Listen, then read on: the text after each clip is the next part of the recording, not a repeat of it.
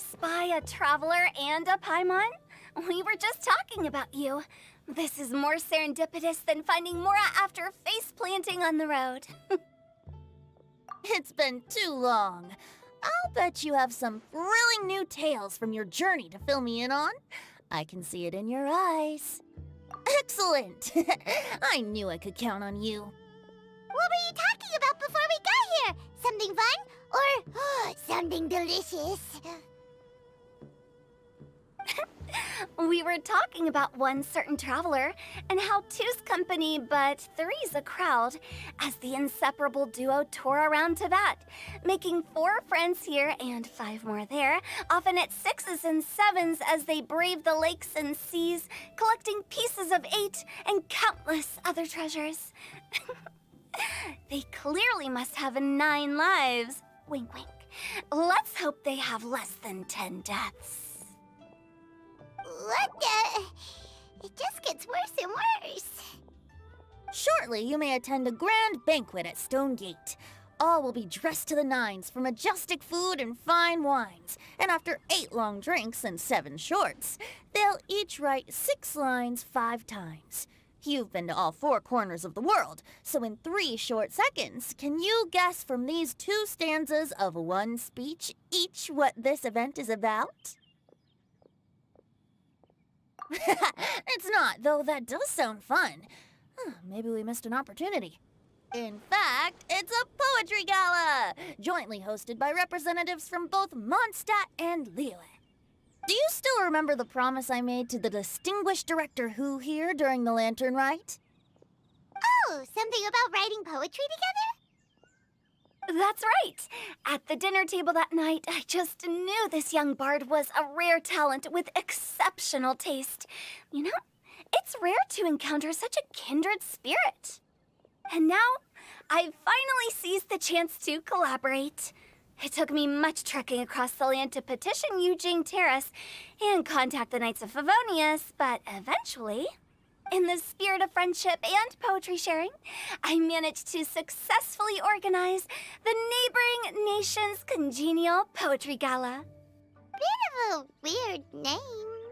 Liyue's poetry is known far and wide, and Mondstadt is the city of wine and song.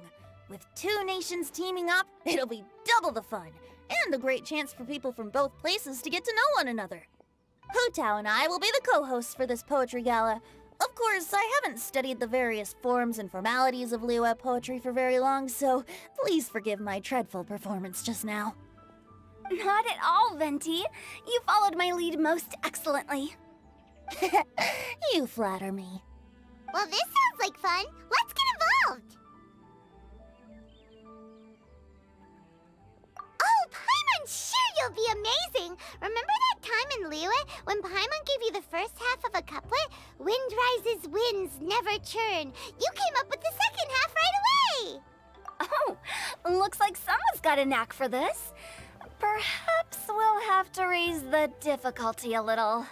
All right, so basically you guys are here to discuss the activities for the poetry gala, right? Oh, looks like little Paimon's brain has gained a wrinkle or 2. You guessed it so effortlessly, but you still guessed it wrong. Huh? Wait, Paimon guessed wrong? We came here hoping to invite a special guest. I already told you, I'm not going. Xiao, you're here too! Never having penned a verse myself, how could I hope to judge the poetry of others? Besides, afflicted with karma as I am, the raucous atmosphere you are cultivating is precisely the kind which I must avoid, as you well know. Hey now, there's a first time for everything, right? We all start from itsy bitsy spider, but give it a shot and you'll be wandering lonely as a cloud in no time. And you don't even have to join us in person if you really don't want to. You can just watch the party from a nearby mountaintop and cheer us on. But at least head down and take a look first. It's right by the inn, and there's plenty of fun activities to get involved with. It can't hurt to take a quick walk and check things out. Besides, with the renowned traveler here, what is there to fear? I'll consider it.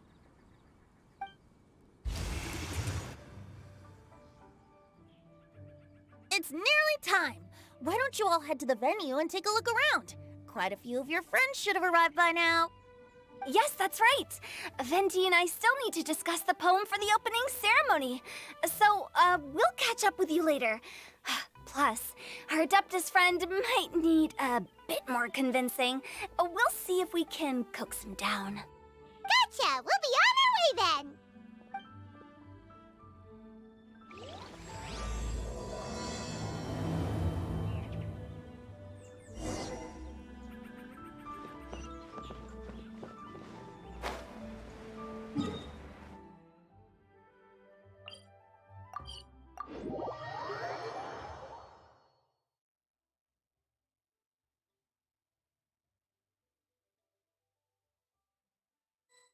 Wow, it's so lively! Didn't think there'd be so many people here already. And a lot of them are familiar faces! Let's go say hi!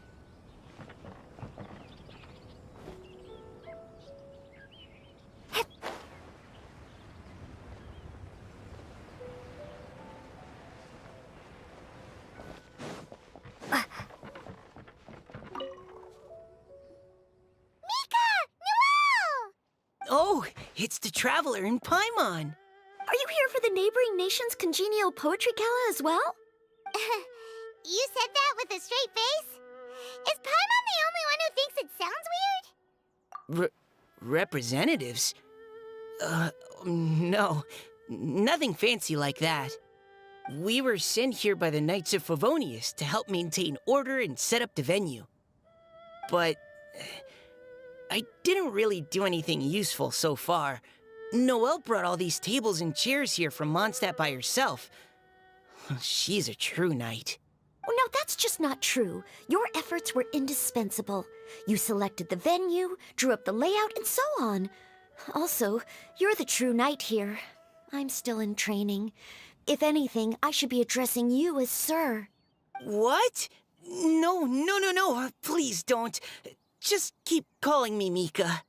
Why does it feel like these two could keep this up all day? Anyway, Master Jane did say that as long as we keep on top of our work, we should take a look around while we're here and get involved in the poetry gala as much as we can. But I haven't written much poetry before, so I'm not sure if I'll fit in. I actually have the same concern. Yeah, plus, you won't be alone. We're joining too. The Traveler's a really good writer, you know.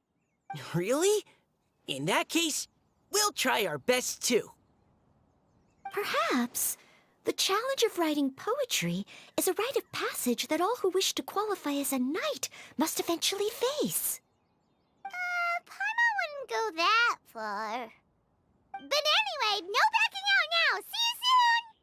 Sure, maybe you can teach me a thing or two. Oh, Mika beat me to it. I was gonna ask for help too. What do you think the key to a good poem is, Mika? Do you have any idea? Huh? I'm not too sure either. If I'd known we'd be doing this sooner, I would have asked Miss Lisa to recommend some books on the topic.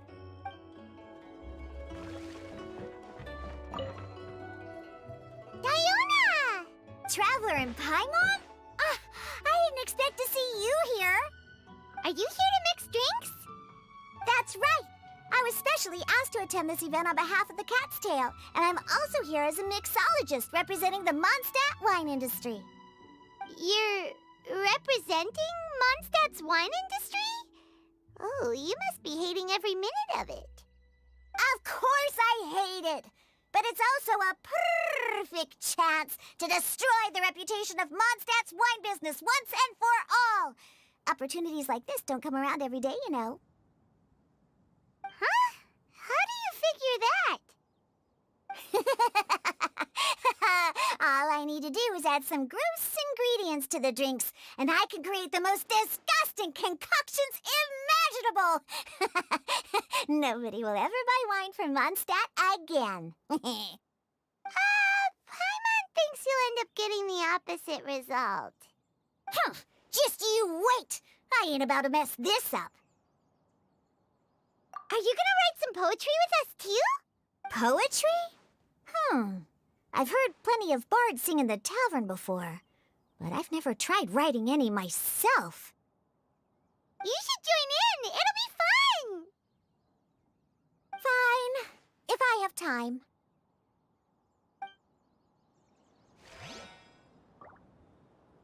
Now, should I try adding loach pearls or horse tails next? Oh, wait! Since we're in Liyue, I should add some Jueyun chilies.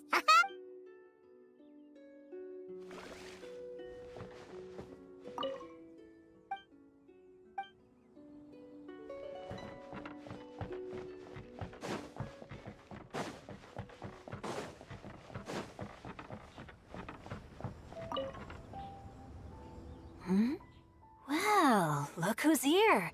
This poetry fest seems to have attracted talent of the highest caliber. Hey! Shincho and Changyun are here too! I was actually heading into the mountains to train, but he accosted me on the way and dragged me here. Oh, how your words wound me. Is it not the responsibility of an exorcist of Liyue to ensure that this celebration of friendship between our two nations stays free of evil spirits? Besides, this is an excellent opportunity to meet heroes who have come from far and wide. Surely, you must be curious as to how that heroine of Mondstadt was able to lift such heavy objects like they were but a feather. Are you talking about Noelle? Yeah, she's super strong. Oh? Well, since you are so well acquainted, could we trouble you to introduce us later? Okay, fine. But don't forget to help me with my investigation like you promised. That's the only reason I agreed to come at all. Huh? What investigation? Naturally, I could never forget such a thing. My word is my bond. Relax, dear Paimon. All will be revealed in time. Okay.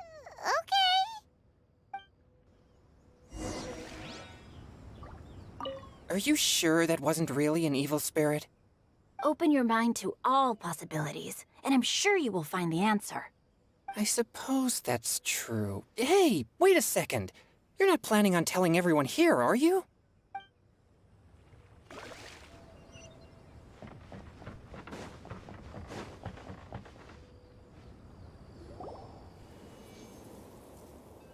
Poems and melodies wandering the wind, wafting to pastures beyond their home. Two greedy fishies struggling to swim.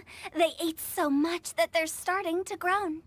Animal crystal fly draped in gold robes, a bright little light from that glazed lantern glows. Benches pinch the rice and scoot while the boars of the forest anxiously root. Welcome one and all to this festival of poetry, jointly organized by Liyue and Mondstadt. Or, in full, the neighboring nation's congenial poetry gala. We're your hosts, Liyue's verse-monger of the darkest alleys, Hutao. And Mondstadt's liquor-loving lyricist, Venti the Bard. The purpose of this event is to promote friendly poetic exchanges between our two nations. So please, have fun, talk to other people, and make some new friends. If you're here, you're our guest, so please enjoy this poetry fest. I'd also like to reassure everyone that this event welcomes people of all skill levels, from first-time rhymers to seasoned songwriters. If you ask me, the most important thing you can bring to writing poetry is authenticity.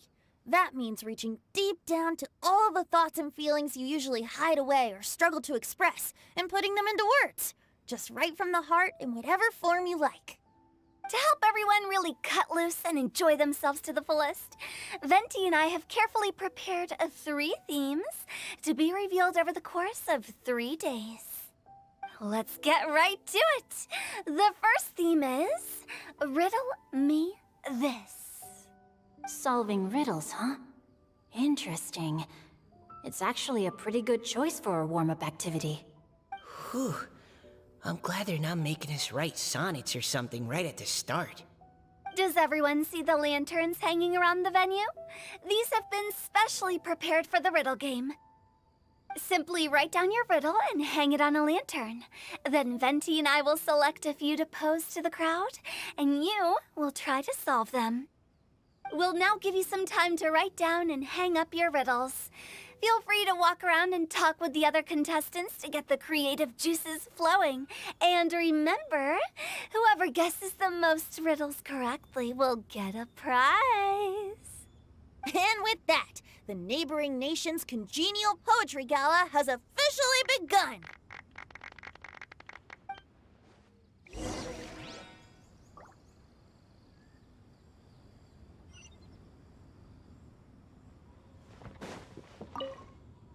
We couldn't cajole Adeptus Shao in the end.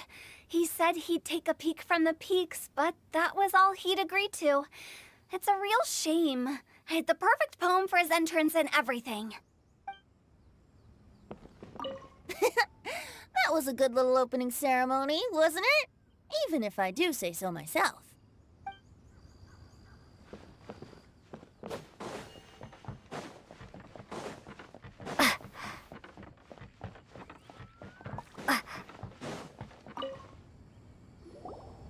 Oh, let's see what's on this lantern.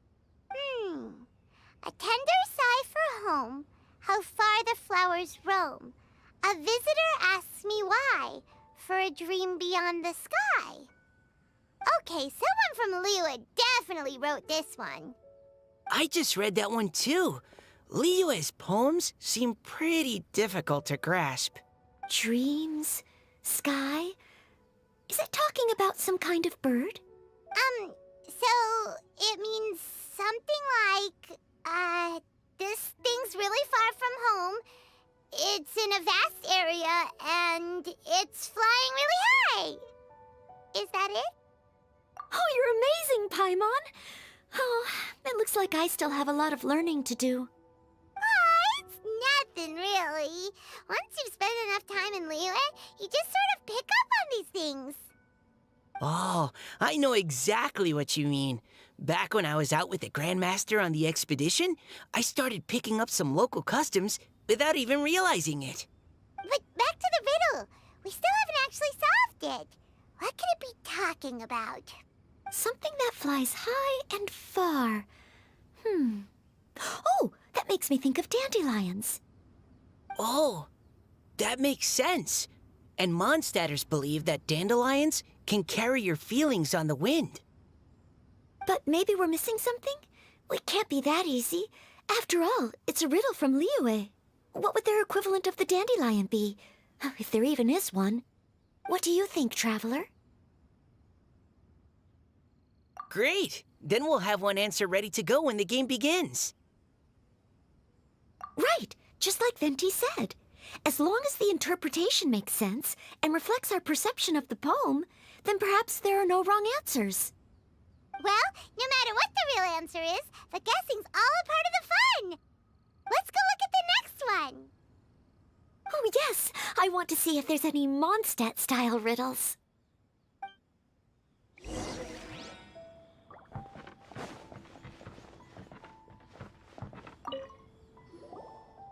one says... Oh, this handwriting is just awful. I have 4 corners like a square pancake, but I'm stuffed and seasoned and carefully baked. I pass through the lips 1 piece at a time. The more you consume, the broader your mind. Oh, wow, Paimon's drooling from that one. Is there really a food that can make you smarter? Paimon's gotta try that! Oh, Paimon.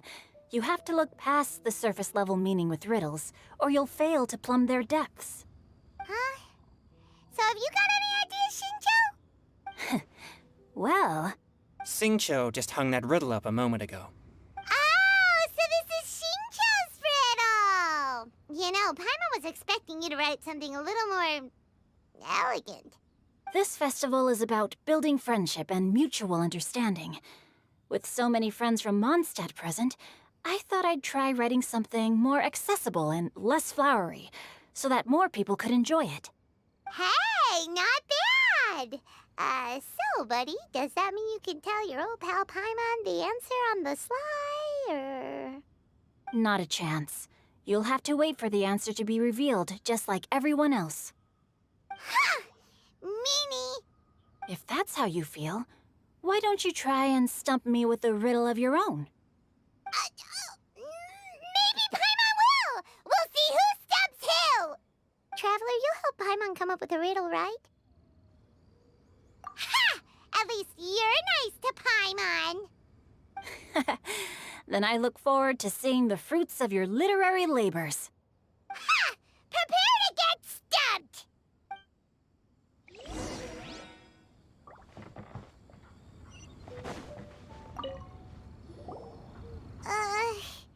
Even though Paimon said she'd write a riddle, Paimon really doesn't have any clue how. Let's start by reading a few more of other people's for inspiration. On 4 long legs my slim body sits. I eat not a bite and drink not a sip. With a passionless face I greet countless guests, whom I carry all day without needing to rest. Is this talking about some kind of animal? It's a chair! Huh?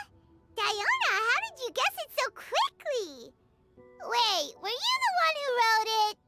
No, of course I didn't write it. The answer just popped into my head. I'm always telling the cats in the tavern that the chairs get tired from working all the time, so they shouldn't use them to sharpen their claws. Oh, okay. So a riddle needs to have a bait and switch. Are you trying to write one? Yep, and thanks to you, Paimon's just thought of one. Maybe I should try to come up with one, too. All right, Paimon's riddle is now hanging up. Diona, do you want to know the answer? Nah, no need. I don't really care about winning a prize. Oh, okay then. Well, looks like it's time to carry on with the event. We should regroup with the others. Sure, have fun.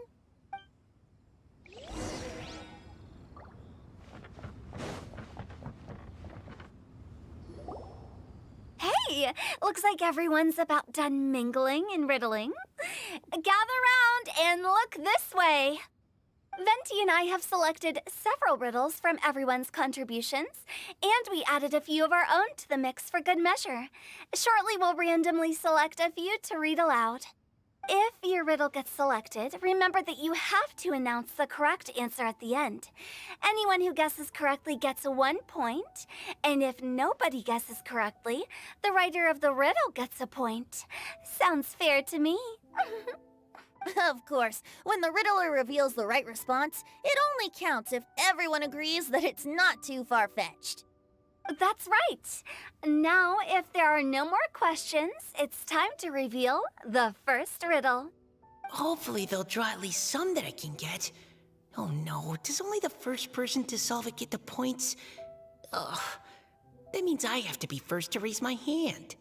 Please choose Paimon's riddle. Please choose Paimon's riddle. Riddle number 1. Let me see here. This riddle is, unique, especially the handwriting. I have four corners, like a square pancake, but I'm stuffed and seasoned and carefully baked. I pass through the lips, 1 piece at a time. The more you consume, the broader your mind. They drew Shinchos! Better answer as quickly as you can. You don't want someone else beating you to it. You brat! It's, pizza! The answer is pizza! Even without the author coming forward, I can confidently declare this answer wrong. I mean, how does eating pizza broaden your mind? And while I'm no expert in exotic dishes, if I'm not mistaken, pizza is round, is it not? Like Mora meat? But eating pizza makes you happy, and being happy makes it easier to face problems that need solving. So... Okay, Paimon admits she may have jumped the gun on this one. Maybe it's some other kind of food. No. Riddles are never that simple, and it needs to be something that makes people more intelligent. If Paimon had known it was gonna be this tough, she'd have read more books in her time. What is it? Have you got it? Huh?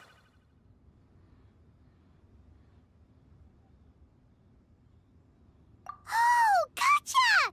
Bucks! The answer is bucks! That was quicker than I expected. I was quite proud of that one. Oh, it appears the riddle writer has announced the answer. Okay, 1 point to Paimon. Huh? So the answer was bugs? Oh, how did I not get that? Come on, Mika. Concentrate. We're awesome at this! Oh, what Paimon meant to say was that you're awesome at this. Thanks for the point, Traveler. On to riddle number 2. I gotta get in there first this time.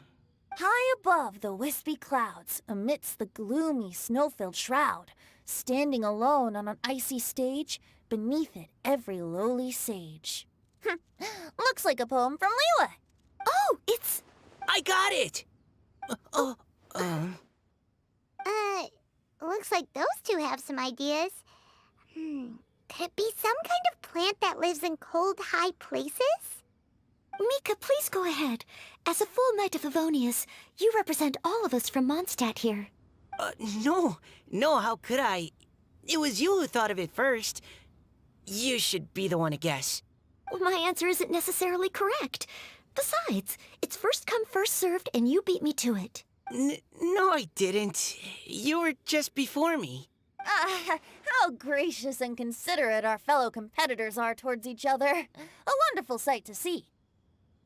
How about both of you say your answer at the same time? If you're both right, you'll each get a point. Oops, I didn't realize we'd made such a scene. Oh, crud. I guess we dragged that out a bit. So, Noelle, what do you say? Yes, let's. Our answer is... Cecilia! Oh, that certainly sounds like a good candidate for the correct answer. A flower that blooms on the highest peaks and known for its exquisite beauty. The Cecilia is held by many Mondstadters to be the true Windblue. Although, since the writer hasn't yet come forward to announce the answer, this probably wasn't the answer they were looking for.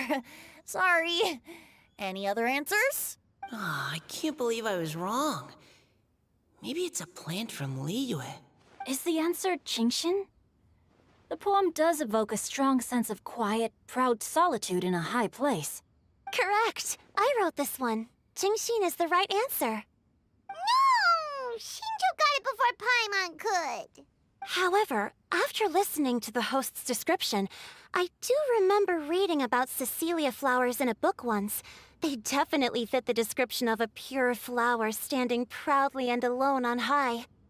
So, I'd like to approve the answer from our two friends from Mondstadt as well. Really? Oh, thank you so much. Well, since even the Riddler themselves agrees, all 3 contestants earn a point each. Darn it! Shinjo's caught up to Paimon already! Yeah, you're probably right. Moving now to our third riddle. Huh? Why is the handwriting so... floaty? What's got no wings but flies in the air, never gets tired of floating up there. So full of mora it comes out the nose, but in the sea, glug glug glug, down it goes. That's Paimon's! They picked Paimon's riddle! Yay! What is it? Why isn't anyone guessing? Is Paimon's riddle too hard? That's not quite it. More like, it's so ludicrously simple that we just cannot believe it. What? No way! Well, go on then. Tell us the answer if you're so sure. The answer is Paimon. What? It's Paimon. I was actually gonna say Paimon too. Me too. No! You're all completely wrong! How the heck did you all think the answer was Paimon? Paimon, do you have wings behind your back? No. You're always floating, but you never seem to get tired of it. And Paimon has a very healthy appetite, which must cost the traveler a lot of Mora and meal expenses. I've heard from the senior knights that the traveler rescued Paimon by fishing her out of the sea. So, that means Paimon can't swim. So if she fell in the sea, then... Glug, glug, glug.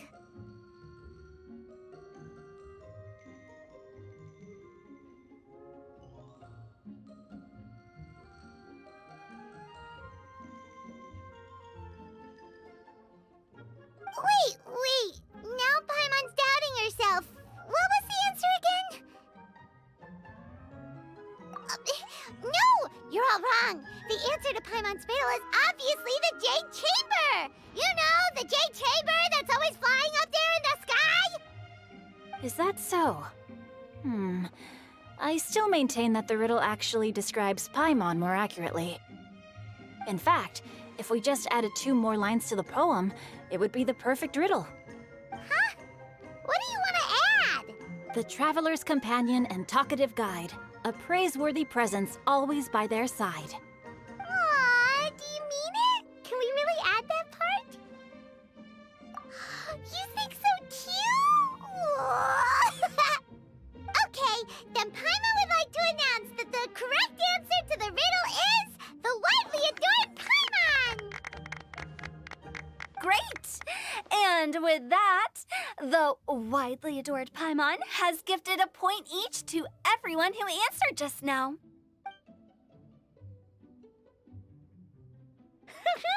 Guessing riddles is a lot of fun. And even though Paimon didn't manage to beat Shinto, Paimon still feels like she got a little smarter. Oh, didn't Changyu mention he was investigating something before? Let's go ask him about it.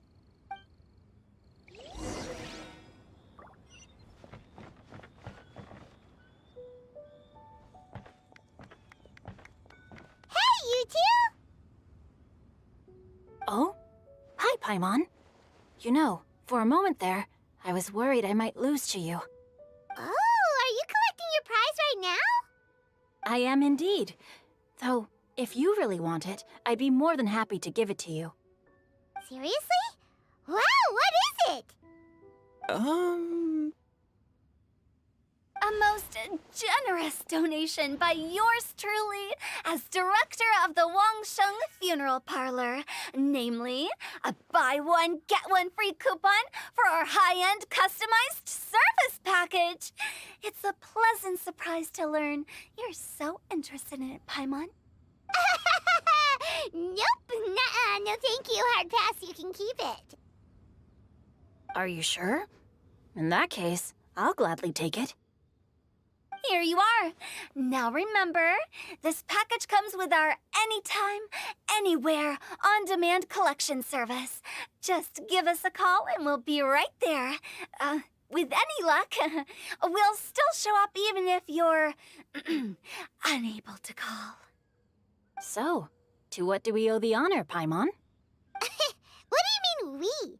Changyun's the one Paimon's looking for, not you. Wasn't he saying something about needing help? Oh, yeah. That. How about I put it in riddle form? Huh? Isn't the competition over? 'Twas like a demon not demonic, or devil devoid of the diabolic. Afar it floated free above the ground, but when approached, though sought, naught could be found.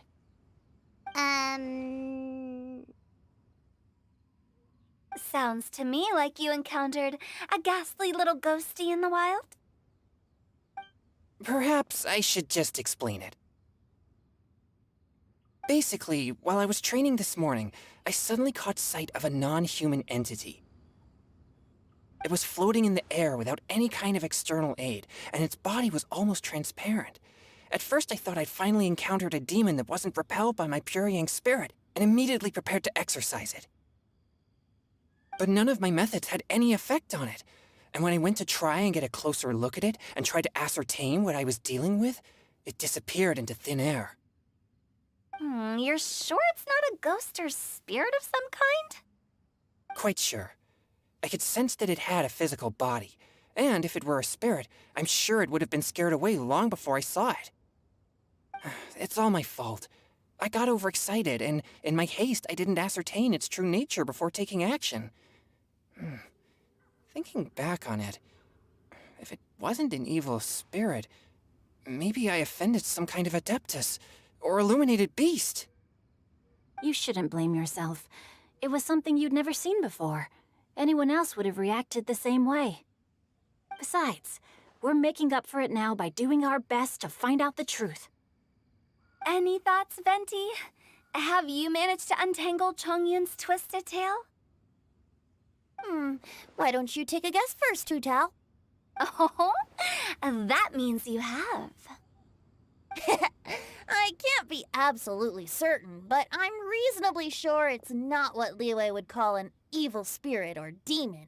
So whatever it is, it's not dangerous. How about this? We can incorporate a search element into tomorrow's poetry activity. Oh, does that mean we get to play outside while we write poetry? Close, but no. Good ideas could just pop into your head out of thin air, but if you ask me, everyone should relax tonight and get a good rest before tomorrow. You say that, but your gaze keeps drifting over towards the wine stand.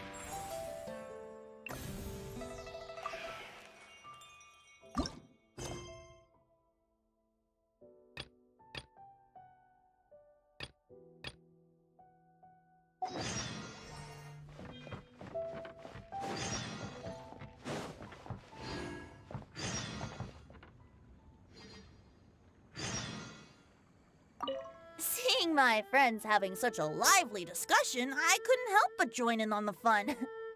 Of course, I promised Hu Tao I'd behave and do my job as a good host. But I really am parched from speaking so much. Ugh, it would be negligent not to wet my whistle. And you know what the best part is? Wine is to the poet's tongue as ink to his pen. So, 2 birds with 1 stone.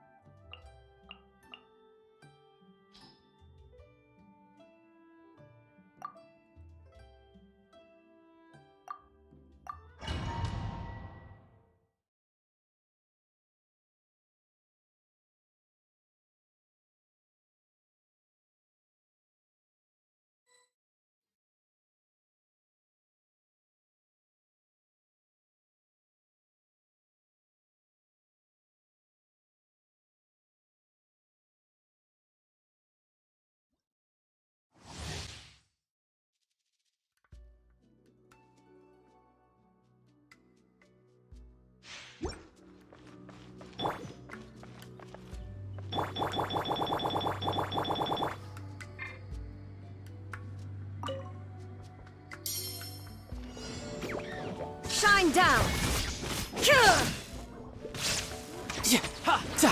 No time to lose.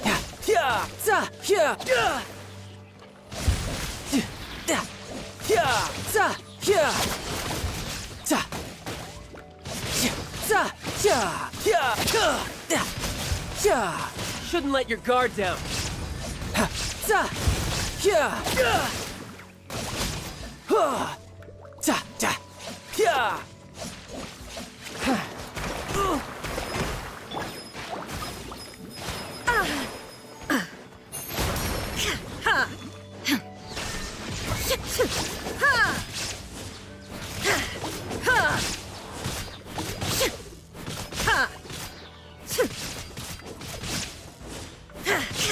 Illusion shattered! Behold!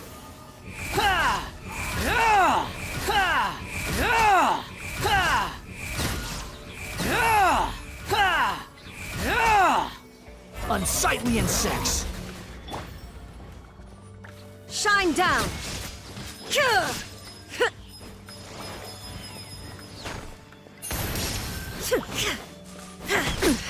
Insolent!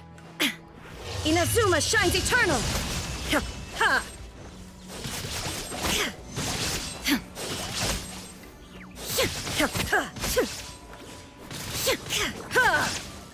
There is no escape! You're mine! Brace yourself! This is gonna hurt! Who's next? Illusion shattered!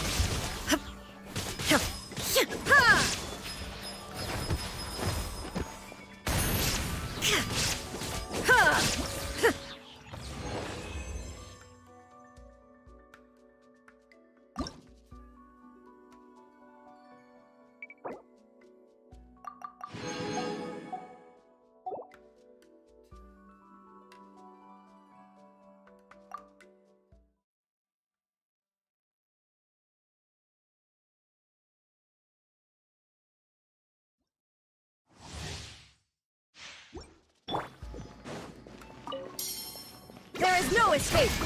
Now you shall perish!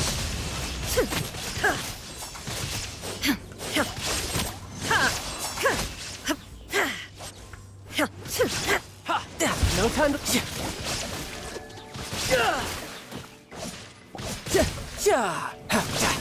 Shouldn't let your guard down.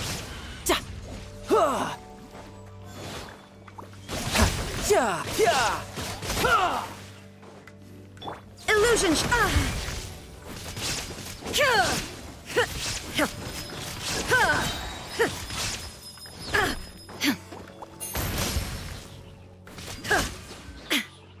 Shine down! Torn to oblivion!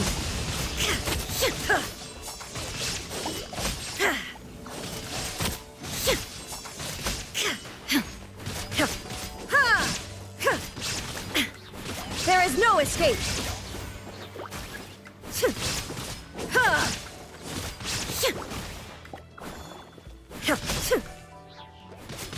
Shine down!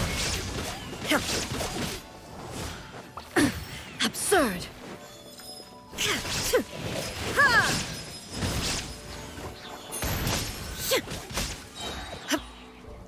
Now you shall perish!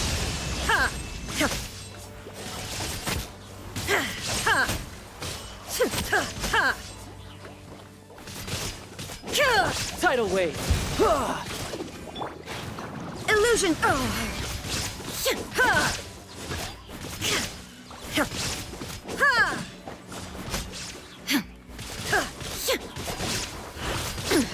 Insolent!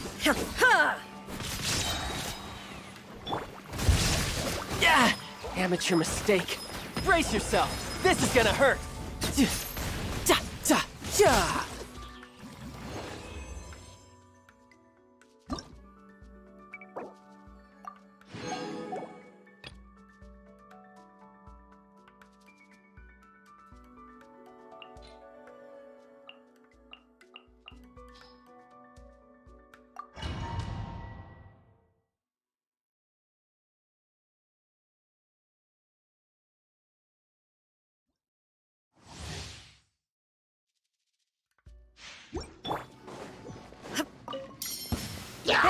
escape!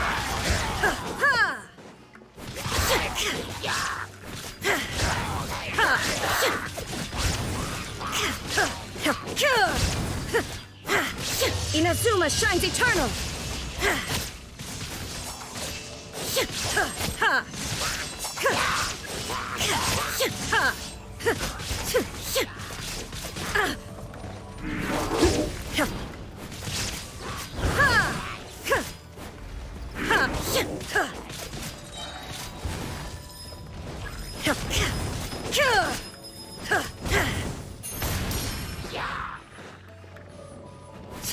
Now you shall perish!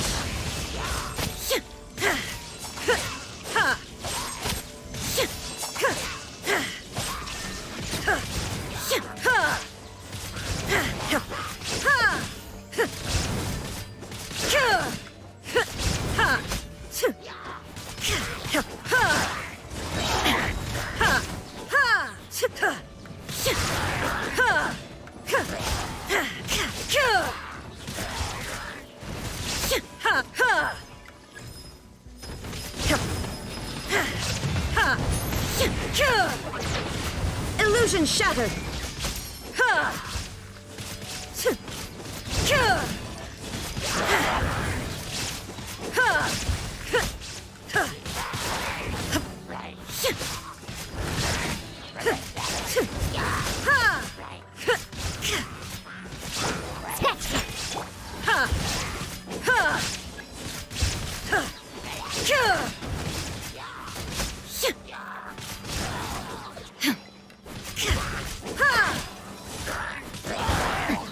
Erase all threats. There is no escape. The mortal plane of fleeting dream.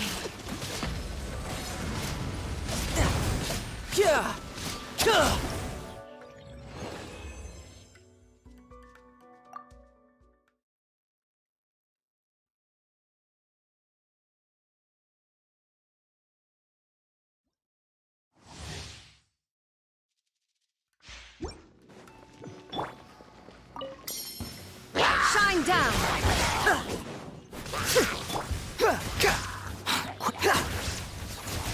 That's far enough. The wind rises.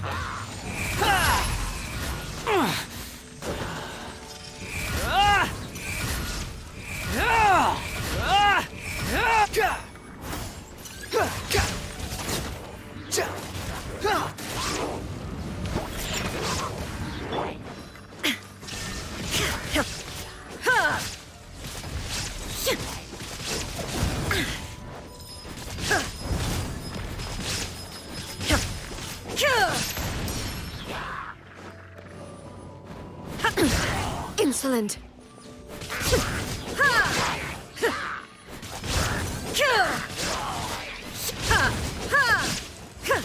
Can't handle your drink.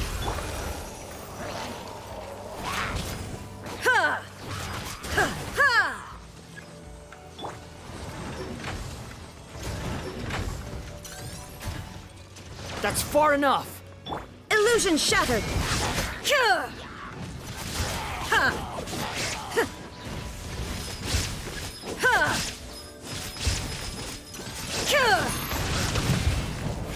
Torn to oblivion!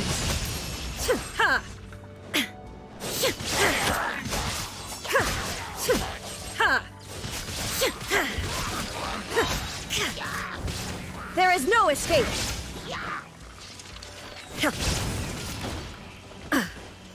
Inazuma shines eternal!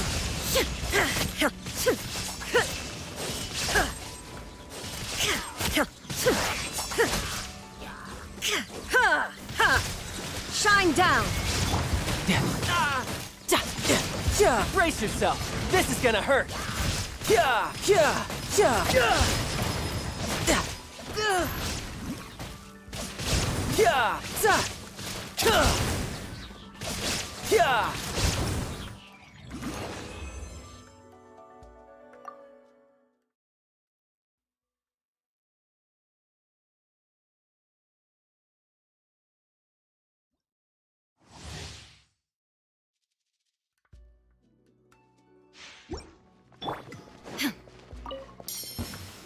Illusion shattered! Ha! Ha! Now you shall perish!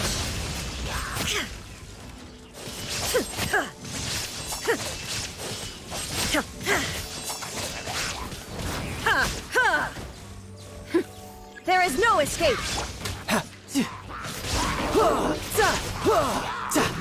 Shouldn't let your guard down.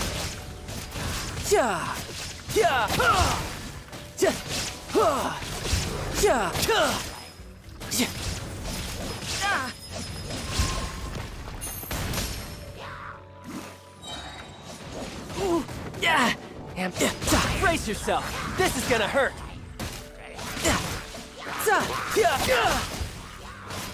Illusion shattered! Inazuma shines eternal!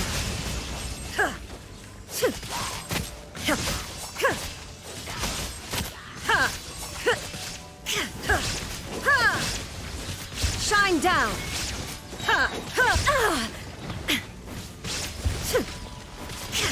Now you shall perish!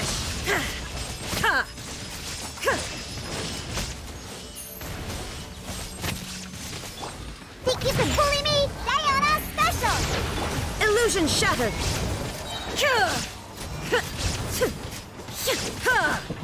Torn to oblivion!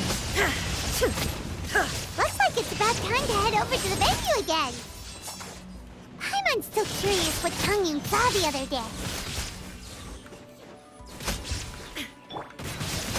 Shouldn't let your guard down.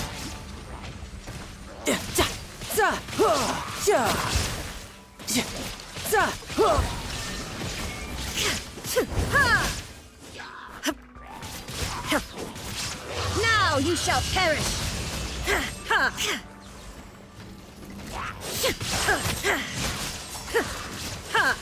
There is no escape! Brace yourself. This is gonna hurt.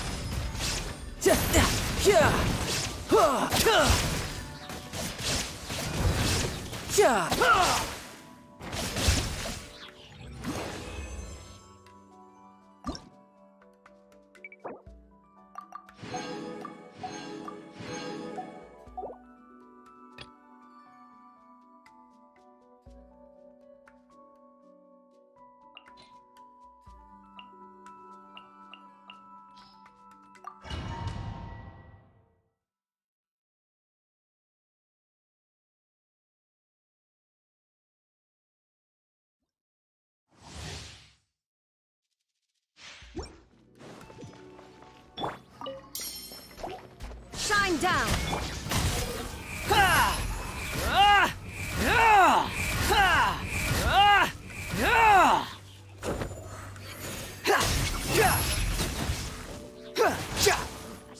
Wretched vermin! You're dead! Behold!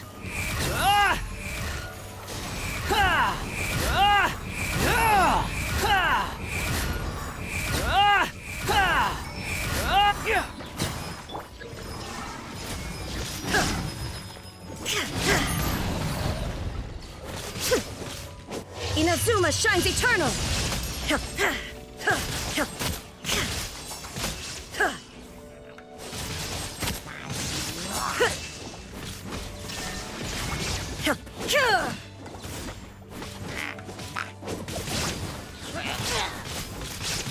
The wind rises.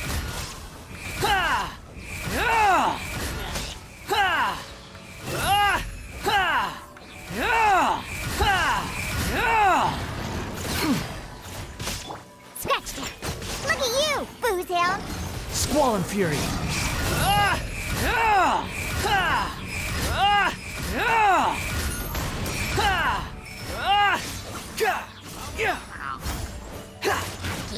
Illusion shattered! You're mine. Shouldn't let your guard down.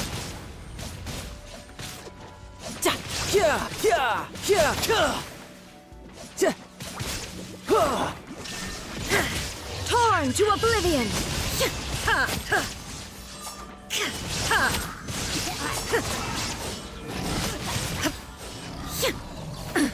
Absurd! Behold! Bow your head!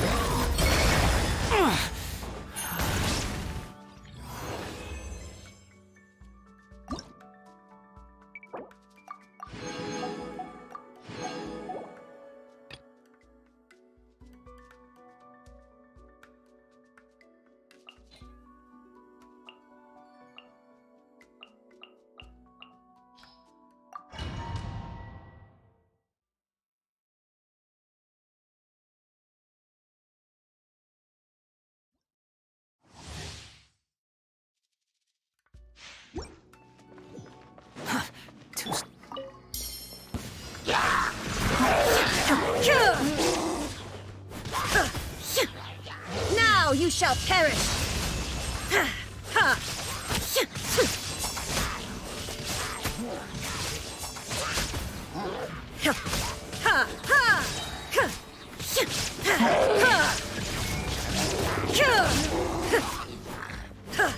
Torn to oblivion!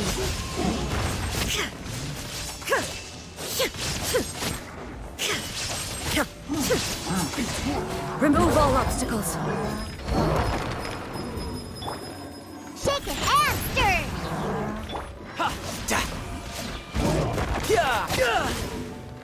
Brace yourself! This is gonna hurt! No time to lose.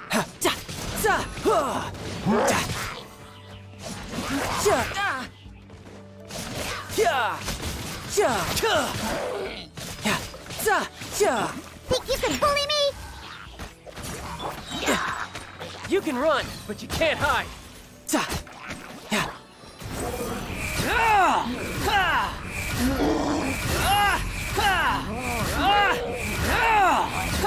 You dare to gaze upon me? That's far enough.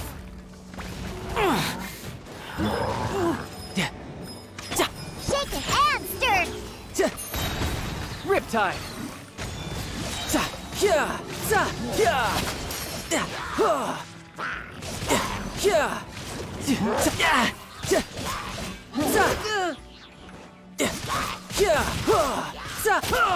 Shouldn't let your guard down.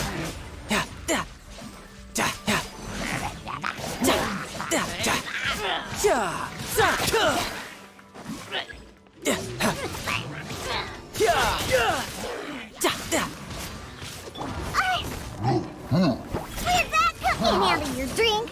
Huh? You can run, but you can't hide. Squall and Fury.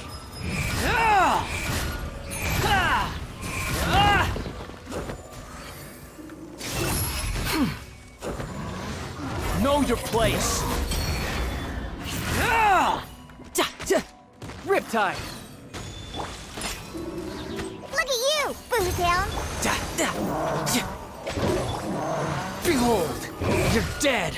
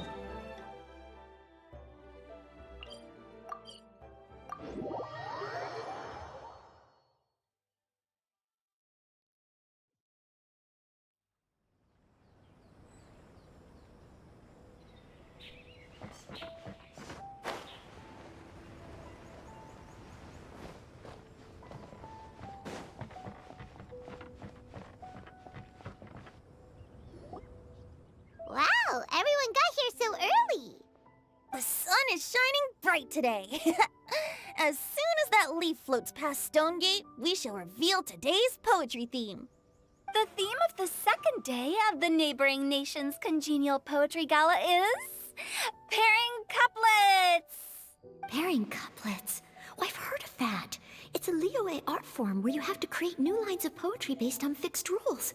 Kind of like a fill-in-the-blanks game, but for poetry.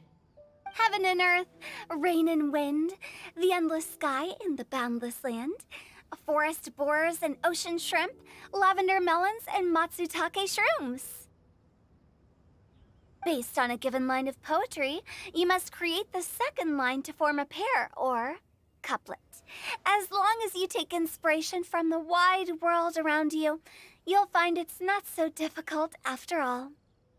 The two lines should be neatly matched, complementing each other both semantically and rhythmically. In essence, it's just like most other forms of poetry. To buoy your imaginations and allow the winds of inspiration to fill your sails, we've added an additional component, an inspiration walk. An inspiration walk? By inspiration walk, we simply mean wandering around in the wild, taking in the scenery and pocketing any poetic thoughts. Of course, to all our friends, old and new, please be careful while out and about. Wangsheng Funeral Parlor is already fully booked for the month ahead, and if there's any more demand, I'll be the only one with a smile on my face. In short, please roam freely as the mood takes you. Enjoy the spectacular scenery of our two beautiful nations, and fill your imaginations with the most pleasing of poetry.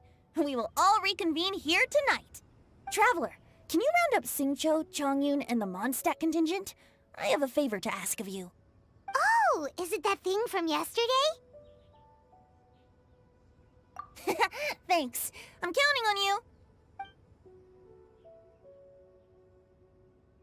So, we hope that each of you can keep an eye out for this while you're out on your inspiration walk.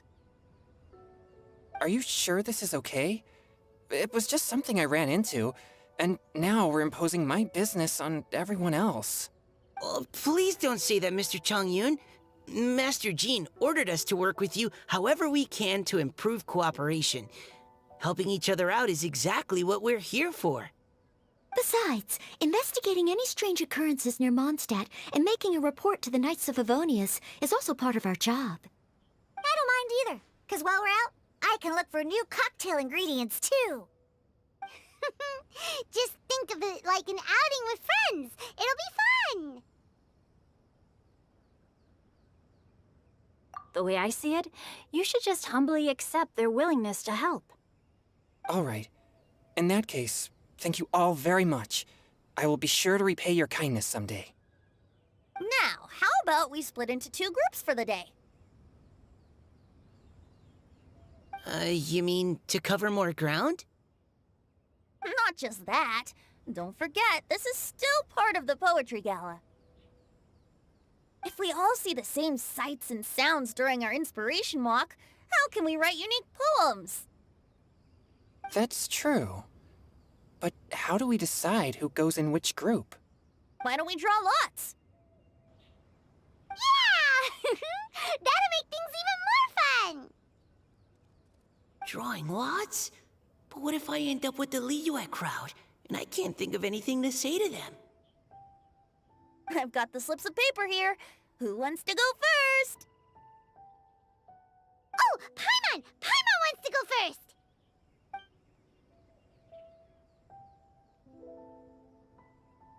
Okay, so that's the Traveler, Paimon, Diona, and Chongyun in one group, and Xingqiu, Mika, and Noelle in the other.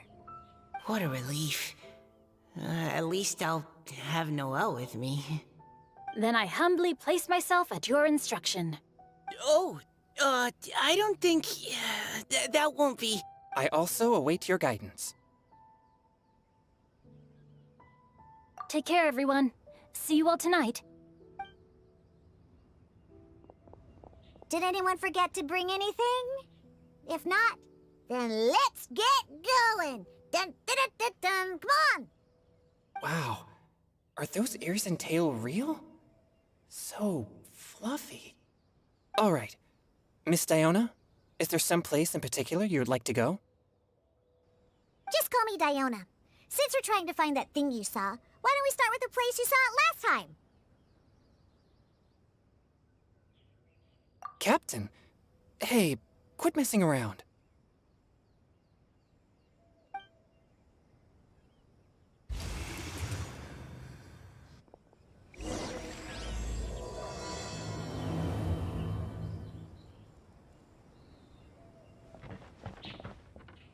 Enjoy your inspiration walks!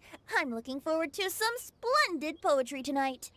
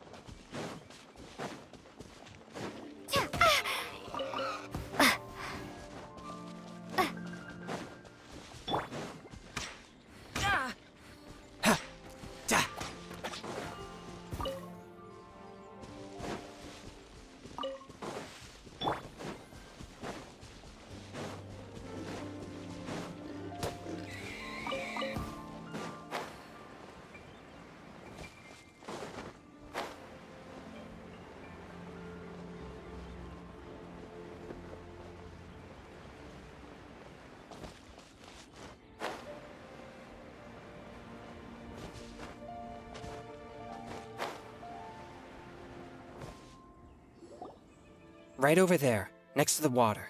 That's where I saw it. But it was a little foggy at the time, so I didn't get a clear look. The view from here is great, but there's kind of a gloomy atmosphere around here. Is this the kind of place you like to take a walk? I wasn't taking a walk. I come here to train. Train? Like how knights train for combat? It's a bit different. As an exorcist of Liyue, my training involves practicing techniques for the exorcism of evil spirits. Exorcism? I've always wanted to demonstrate the power of exorcism, but it's a pity. I've never actually gotten the chance. Changyun is 1 in a million! He has pure yang spirit, so as soon as he gets close, evil spirits run and hide! Huh? Isn't that a good thing? It's awful. Have you ever heard of an exorcist that's never seen an evil spirit? A lot of people think I'm a fraud because of this condition of mine.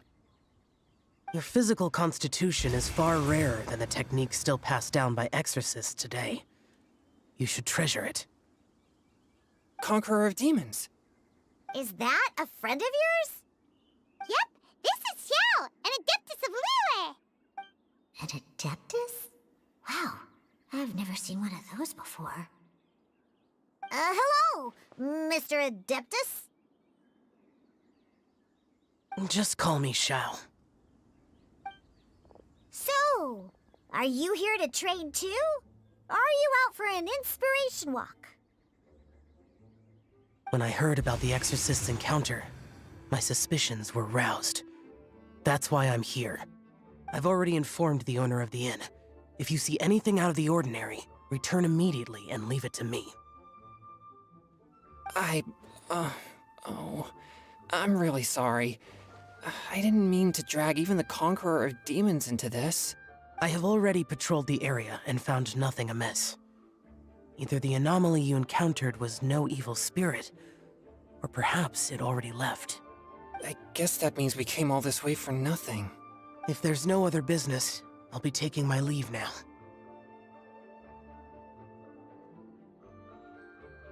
Yeah, you should come! There's no one else around here anyway, so you don't need to worry! But I would also be honored if you joined us, Adeptus Xiao. It is a rare opportunity, and I have many questions about exorcising evil spirits that I would like to ask you.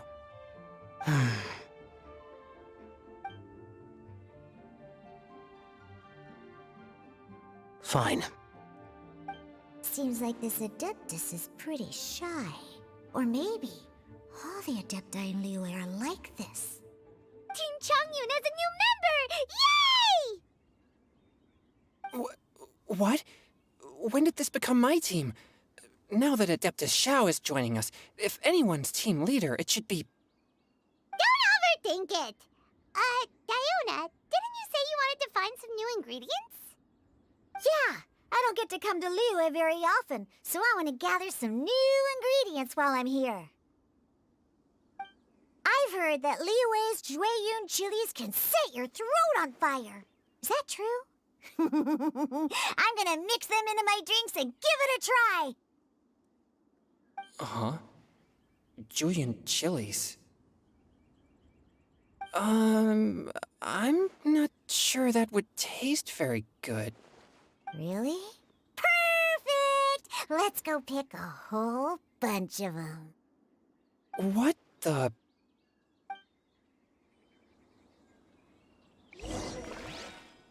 As well as Jueyun chilies, I also need some slime condensate or loach pearls. Are those really fit for human consumption? This is starting to sound like something Xiangling would make.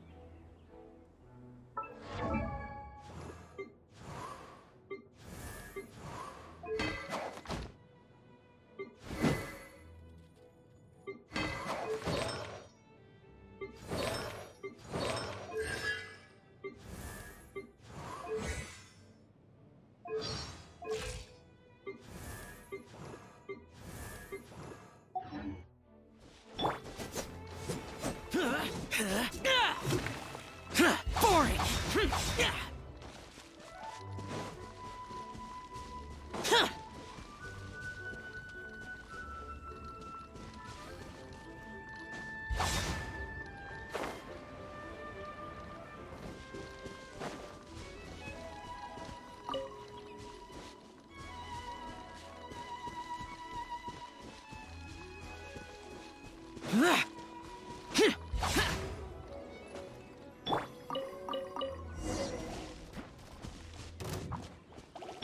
Useless. One with my blade.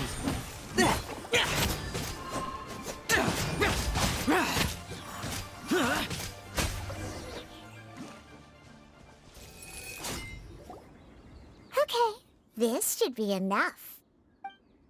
Diona, you seem really committed to, making alcoholic drinks available to people of all tastes. What? No, never! I hate alcohol! When grown-ups drink too much, they get that stupid drunk look on their faces, can't speak clearly, and don't even respond properly. Sometimes, they just sleep on the floor all night. Alcohol is the root of all kinds of evil.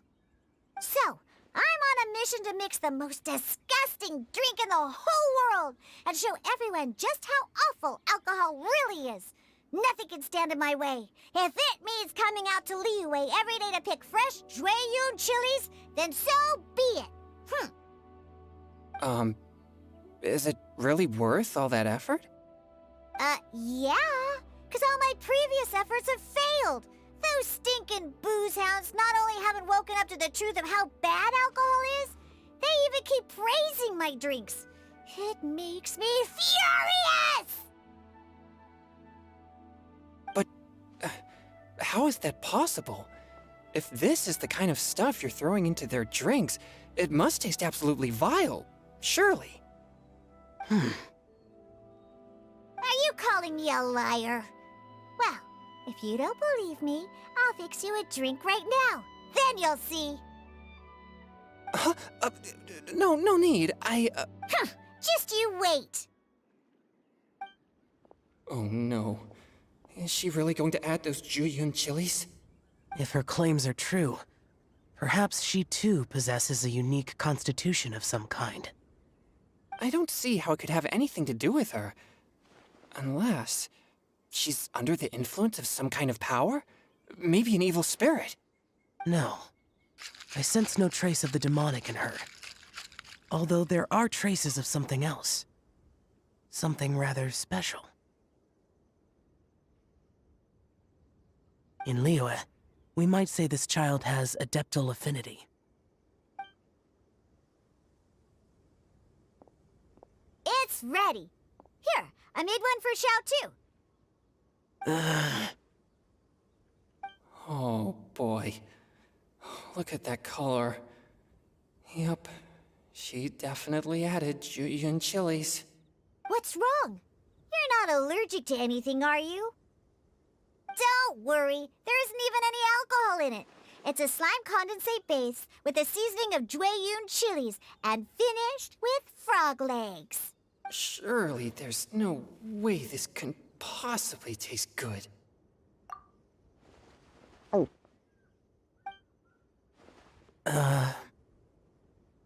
Xiao downed it in a single gulp. Oh, great. If the Conqueror of Demons drank it, it'd be rude of me to refuse. Oh! Changyan drank his too. Is he gonna be okay? This drink is... delicious! It does have a touch of Juyun chili, but it isn't at all overpowering. It's completely different from Xiangling's cooking or those drinks Xingqiu makes to mess with me. It's crisp and refreshing, with just a hint of numbness, and the Juyun chili flavor combines with the smooth but not slimy texture of the frog legs to form a heavenly mixture. And oh, the slimes! Can we talk about the slimes? Before this, I never knew that they had such a pure and herby taste, like fresh grass after the rain. The power and purity of nature distilled into a cup. Amazing! Simply unbelievable! That's right. Slimes are absolutely sublime. Oh, I failed again. But wait, what's gotten into Chongyun? He's been so quiet up until now. I'm great, and I gotta try another. Diona, if you please, one more.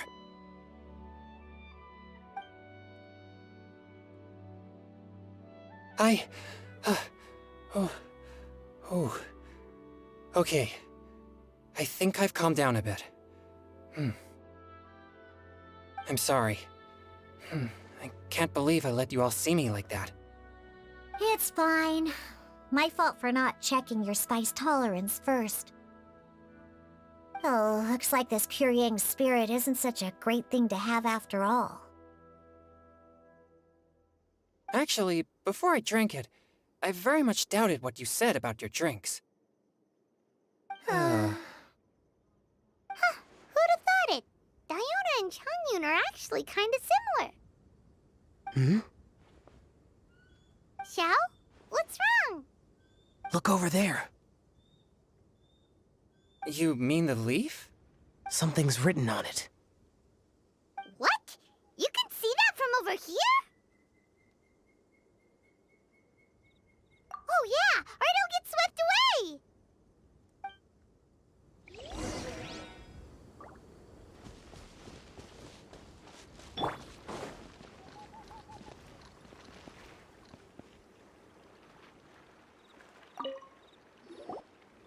There's a poem written on it. The Conqueror of Demons has truly amazing vision. Let Paimon see!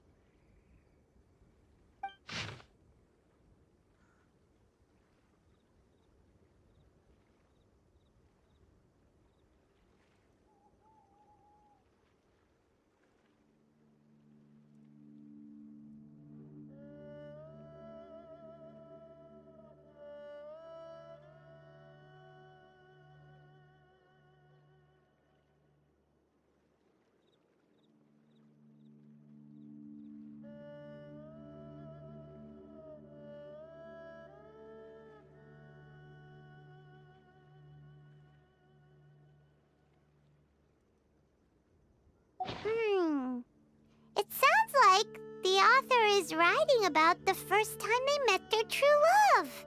Although the following lines suggest that they didn't end up together. Why write a poem on a fallen leaf? The flowing waters are ruthless. They carry the leaves away with the current. This poem would likely have vanished into the void had we not found it. It makes no sense to me.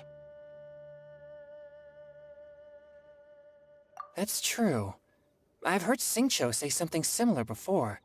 When there's things that you're unable to say, or just never had the chance to say before it was too late, if it can be put on paper, it can be expressed as poetry. Is it kinda like wishing at a fountain? I used to do that sometimes when I was little. So, that means that our mystery poet was probably hoping that someone would read it, right? You think? Then, should we write a poem in reply? But we don't know who wrote it. How can we reply? Why not go upstream? Upstream? Why? The ink looks fresh. It can't have been written too long ago. This withered leaf floated down with the current. If we travel further upstream and drop a leaf into the same waters, it should be carried down past the original writer. Cool! Aw, this is so romantic! Communicating with a mystery person using poems on fallen leaves! But how do we make sure that they'll receive it? We can write extra copies and drop the leaves in different places. As they say, where there's a will, there's a way. Surely at least one of our leaves will find a path. Either way, it's our only option.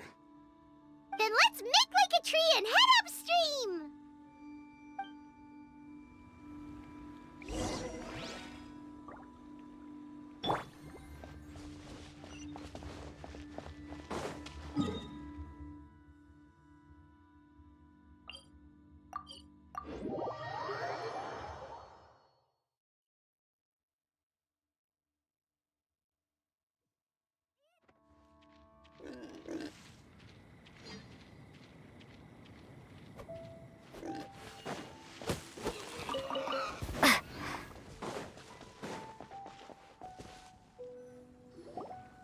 Upstream, upstream, up we go! Oh, did you think of what to write yet?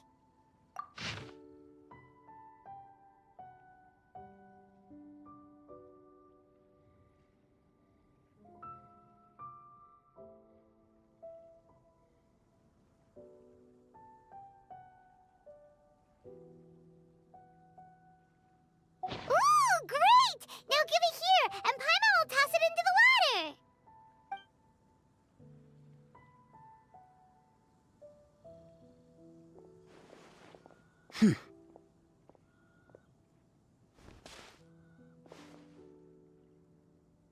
Things you never had the chance to say before it was too late.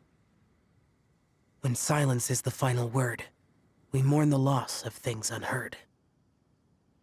I have little talent for, nor knowledge of poetry. The leaf's in the water! Look, it's like a little boat! Merrily, merrily down the stream, life is but a dream. We should probably pick up the pace. We still have a few more leaves to set afloat, and we need to get back before it gets dark. Okay, let's go! Uh-huh. What's this? You two having a private chat? No, it's nothing. I just hope this isn't all in vain.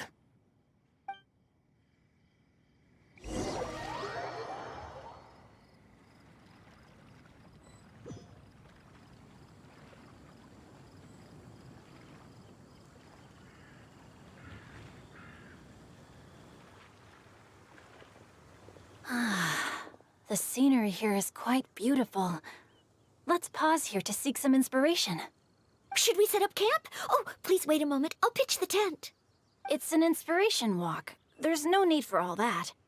Okay, well, I'll conduct reconnaissance nearby to ensure this area is safe, and see if I can't scavenge any firewood or food while I'm at it. Wait, reconnaissance? It means survey the environment and plan our route forward. It's the foundation of all operations while out in the wild. Are all inspiration walks in Mondstadt this complicated? They're acting like this is completely normal. Am I the weirdo here? In that case, I'll conduct reconnaissance with Mika. Huh? Oh, okay then. Crumbs. Now I have to try and make small talk. Should I mention the scenery? The weather? Very well. Then leave the camp to me. So, Singcho, do you, go on inspiration walks often? Or I do. I always get bored when I'm cooped up at home. So I head out for a stroll. Life gets busy. You have to steal a moment of leisure when you can. Cool. Oh! Over there! Firewood!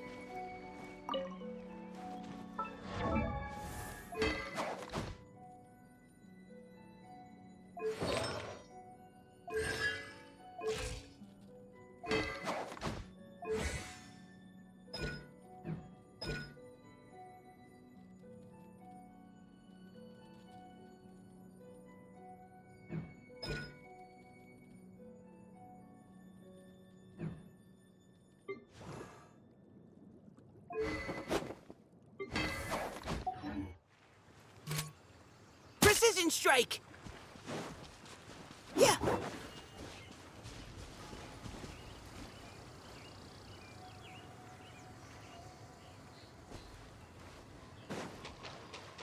Huh?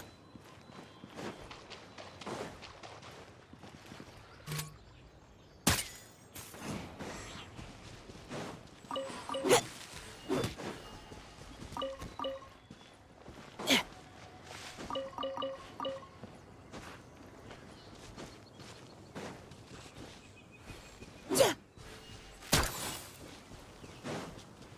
Huh?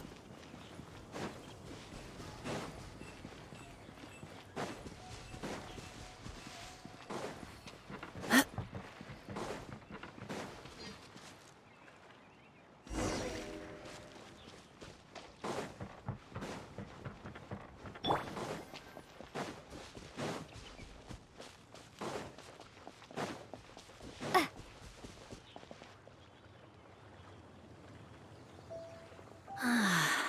The scenery here is quite beautiful. Should we set up camp? Oh, please wait a moment. It's an inspiration walk. Okay, well, Wait, reconnaissance? It means survey. Are all they're acting like this? In that case, Huh? Crumbs. No. Very well. Then So, Singcho, Have fun, you two. I'll have the tent set up soon.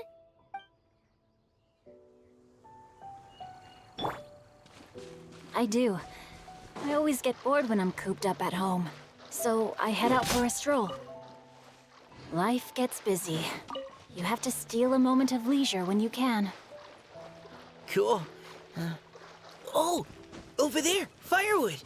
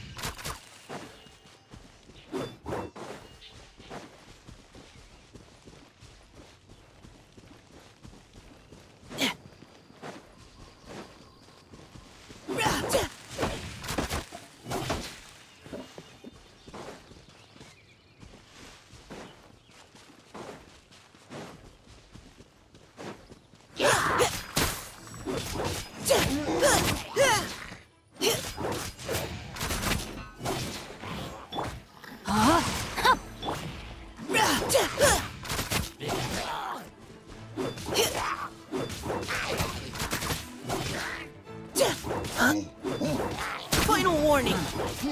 Yeah! Now's our chance!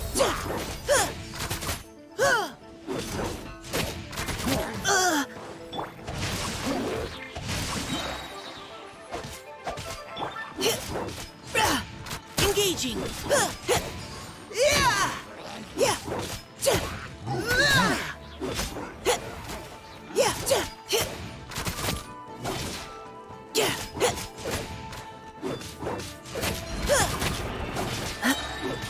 Keep your cool. Providing cover fire. Leave the wounded to me.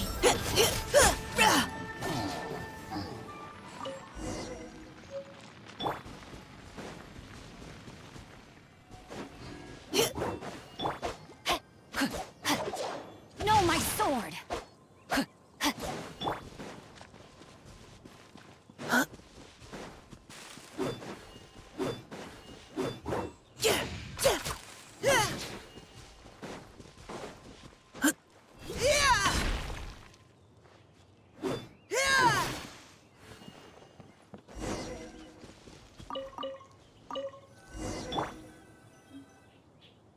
With this wood and the food I brought along, we can definitely put together a decent lunch. You've got quite a knack at wilderness survival. I'll give you that. Thanks. I was on an expedition with the Grandmaster of the Knights of Favonius for a while, not too long ago. Oh?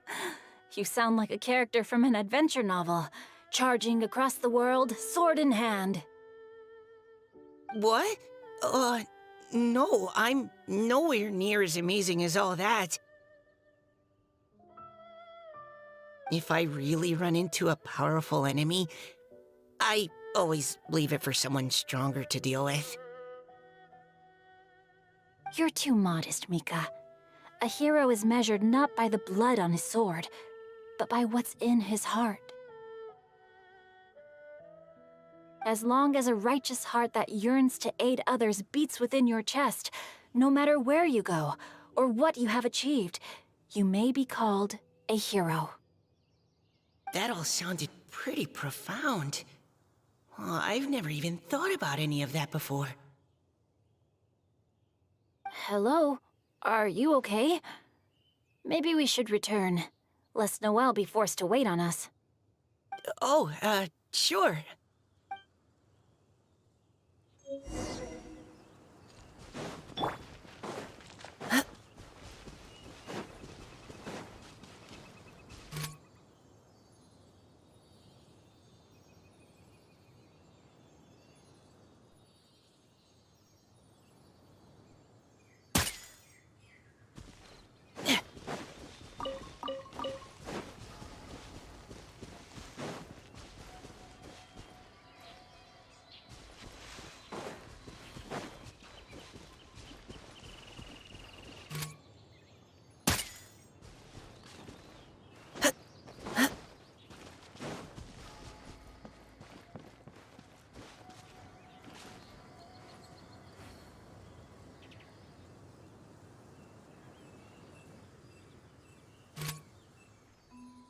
neutralizing threats.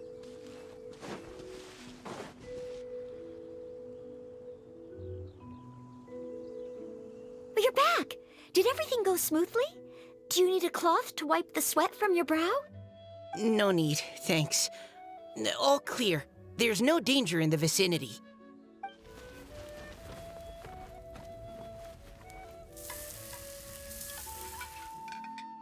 Noelle, your cooking is amazing. Every single dish is so tasty. Truly astounding. I never imagined it was possible to enjoy such a satisfying meal in the great outdoors. Really? Then what do you usually eat when you're out on an inspiration walk? Oh, well, since I usually sneak out from home, I just grab some dried snacks to take with me. Add in whatever fruit I pick along the way, and that's my lunch. By sneaking out, you mean running away from home? That's right. Or sometimes I'll tell a cover story like, I'm going out to take care of business. But if you get caught, won't you get disciplined? So just don't get caught. Huh. Anyway, did anything interesting come up while you were out scouting? Well, Xingqiu and I talked about what it means to be a hero. Now that I think about it, by Xingqiu's definition, you should be considered a hero too, Noelle. Huh? Me? You're always happy to help everyone in the Knights of Favonius. Not only that, but whenever we're out training, you help out the citizens of Mondstadt. Oh, remember that time when a giant boulder was blocking the road? You cut it in two with a single blow. Oh? Sounds like she has both a heroic spirit and incredible martial prowess. Don't. Oh, please don't praise me like that. We should talk about what we came here to do, finding inspiration.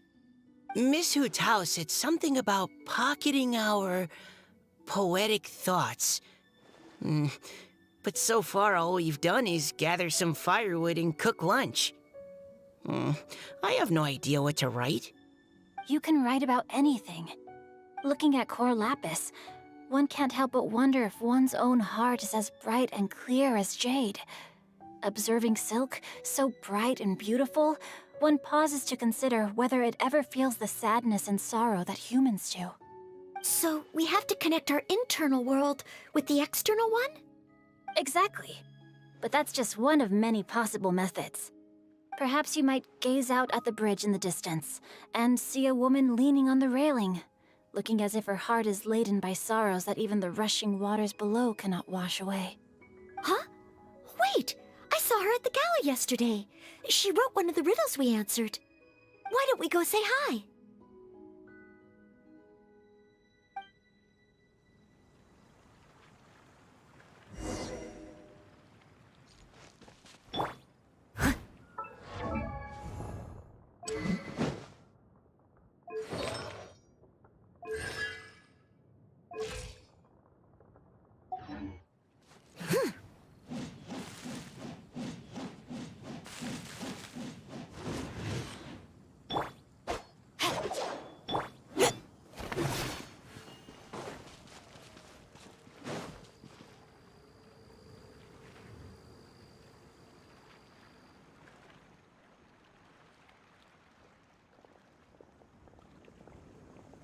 Hello, ma'am. How fortuitous it is that we meet again. Hello. Are you here on your inspiration walk too? Yes. Allow me to introduce ourselves. I am Xingqiu, and this is Noelle and Mika. Thank you for accepting our answer to your riddle yesterday. Oh, don't mention it. It's all in good fun. I'm Caliroe. So, Miss Caliroe, are you from Fontaine? That's right. I was traveling in the area and just happened to see there was a poetry event being held at Stone Gate. It looked fun, so I thought I'd drop in. Your riddle yesterday made quite an impression on me. It was uniquely evocative.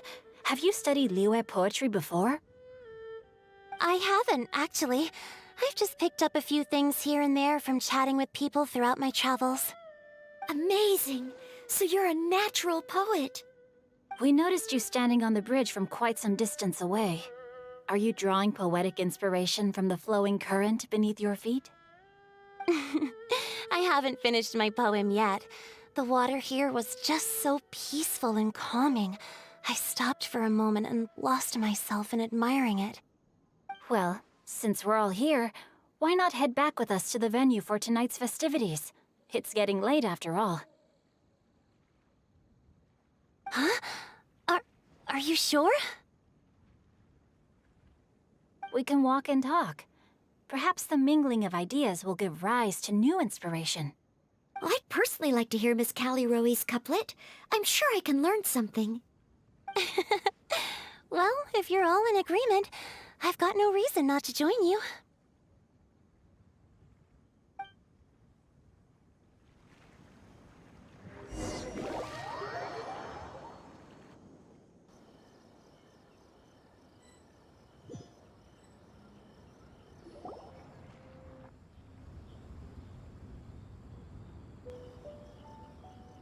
Woohoo! The first team is back, right on schedule. Huh? The others have yet to return? Come on! Let's hurry!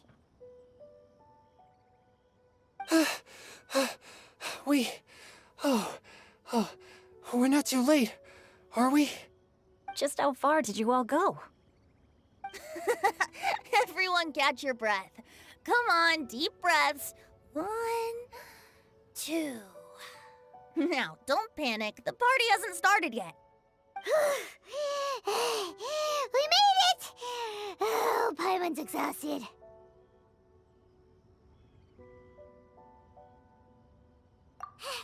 Paimon gets tired if she has to fly too fast. Oh, not to mention dropping all those leaves. Paimon's hands are cramping up. Sounds like someone needs to exercise more. Huh? You guys picked up a new teammate while you were out? Indeed. This is Callie Rowe. I believe you'll remember her from yesterday, though you weren't introduced. Hi, everyone. Hello, but you're not the only ones who's called in reinforcements. Look who we got! Wait. Xiao? Where'd he go? Xiao, come on out!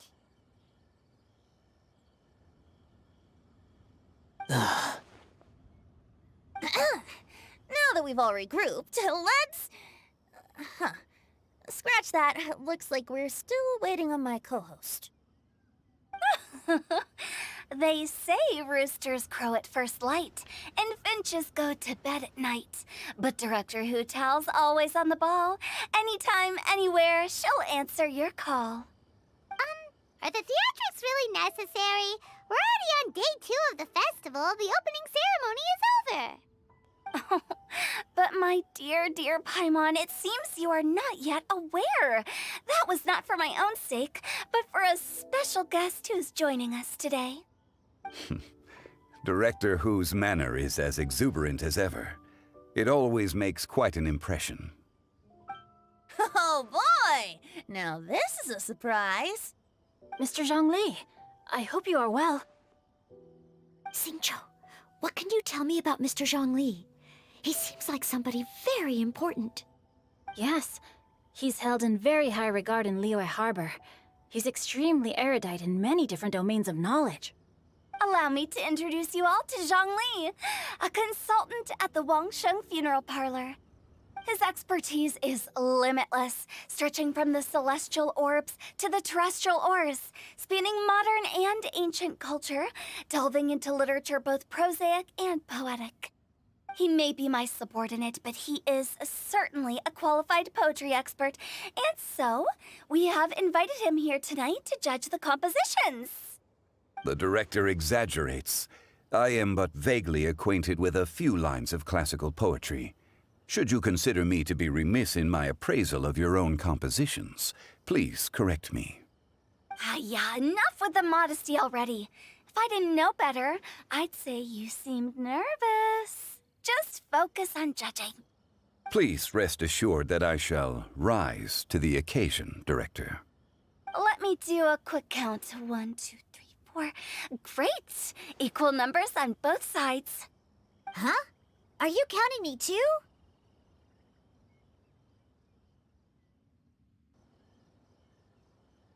Okay, fine. But consider this a favor.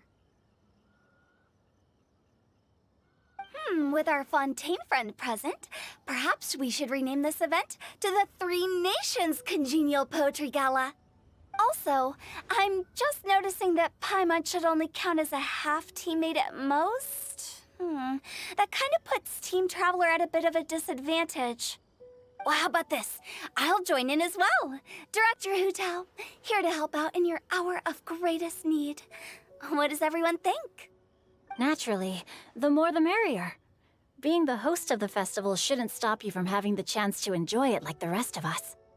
Then it's settled. Everyone else in the audience, feel free to join in too and support your favorite team. What about me? Shall I keep track of the score? No need for that. The teams are just a formality. We're all friends here, and this isn't intended to be competitive. But what do you think, Judge Zhongli? I concur, Director. Moreover, it would be disingenuous to impose upon our friends from Mondstadt and Fontaine a competition in which they are judged on how rigorously they can adhere to Liyue poetic conventions. Since this is a congenial poetry gala, should we not begin with inspiration and finish with friendly conversation? The aim being for all participants to enjoy themselves. That's a relief. I was so nervous about this, but it sounds like it's gonna be pretty relaxed. Couldn't have asked for a better judge. Zhongli said everything I was supposed to say, only far more eloquently. So, without further ado, I shall pass the baton to Venti. No problem. Friends old and new, put on your thinking caps and take a deep breath of fresh air. The second stage of our poetry gala will now commence. Matching couplets. Perhaps I could break the ice with a humble contribution to inspire others to share their brilliance. Please listen to the first line in the couplet.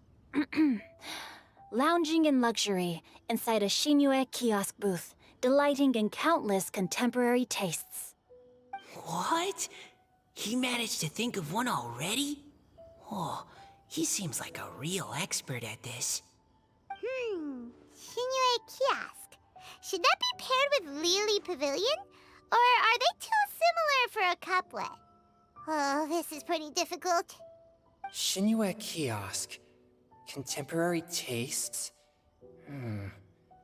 I guess I should pair the modernity of their VIP dining experience with an emblem of the past. Ah! Maybe where I was training that one time. That was quite ancient. The weather was terrible that day. Okay, I got something. Surrounded by history, outside a Tianheng Pass pavilion, as lightning sets the boundless tenebrous skies ablaze. Wow! Chongyun completed the couplet! Shinue Kiosk is a renowned modern restaurant, while the mountain pass of Tianheng is a prominent historical landmark. These two iconic locations form a complementary pair. The imagery also contrasts rather well between the two halves of the couplet.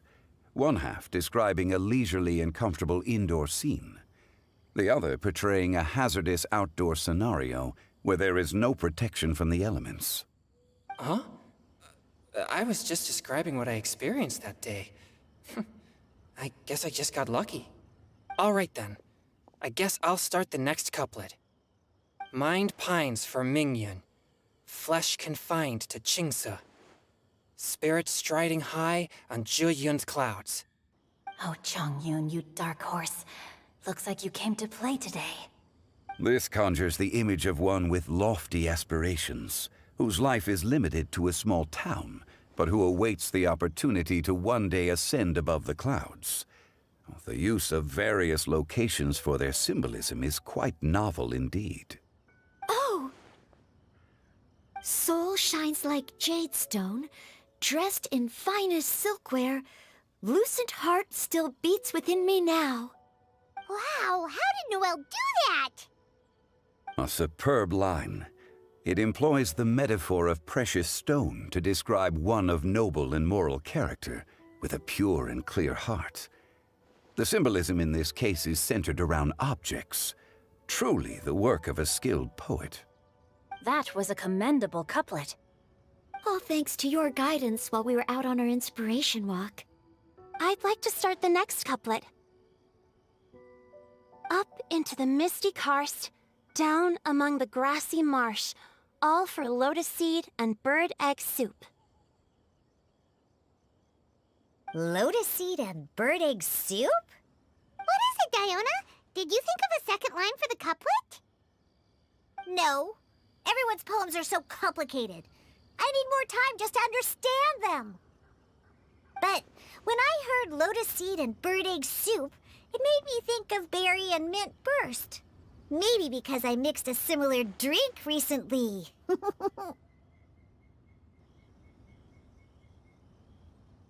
North beyond the Starfell Lake, south across the windswept plains, just for berry squeezed and mint infused. No wonder everyone praises the traveler so highly. You answered so quickly. Both halves of this couplet require intimate knowledge of the terrain in question and the local plants that may be found there. The two of you are clearly both seasoned travelers. Does this mean I helped? Meowsa! Hey now, Zhongli. Don't just praise everything you hear. You should question and press them a bit. Don't worry about upsetting anyone. After all, I'm here to take the heat. Then allow me to try another. Qingxin has no heart. Still, it soothes the human heart. Is she talking about the medicinal effects of Qingxin? This is a hard one to match.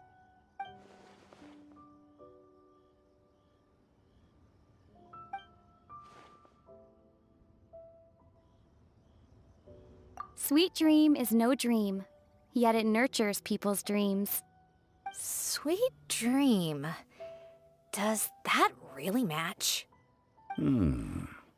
Since the suitability of the match has been queried, I shall act according to the director's wishes and ask you, what is the link between Sweet Dream and Qingxin? Oh, you mean eating a delicious dessert before bed will make you sleep well, right? You're amazing!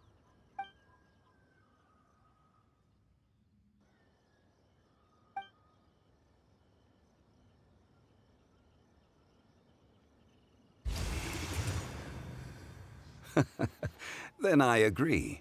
The two halves of the couplet match. This point is well deserved. Points for me, points for thee. This judge gives out points for free. But if you ask me, everyone's being a little too conventional so far. Let's push the envelope a little. Go nuts! Oh? In that case, why don't you finish this one for me, Hu Tao? Round moon in the heavens, full moon at night. Celebrate with circle of friends. Oh, square meals in the basement. Big bowls of rice, decorate with cuboids of meat. Huh? What the? Ah, we have ourselves a pedant's couplet. The two halves have no thematic connection, yet each word has its perfect parallel, meaning the two halves do form a cohesive whole. The strict pairings make this no easier to achieve than a thematically coherent couplet. Blah, blah, blah, blah, blah, blah, blah. So verbose. Zhongli, just tell me if I got a point or not. Of course you did. I presumed it went without saying. Ahem. Through Cheongji, I walked 100 miles. At Guili, I ended my march. In Dihua, the silver grass grows in two styles, but horsetails don't trot out the marsh. From vendors, I bought some 15 steaks. At dinner, I sizzled the lot. At pressure, the tenderloin cooks in 2 ticks, but 15 won't fit in the pot. Huh? So that's a pedant's couplet. Paimon thinks she can do that too.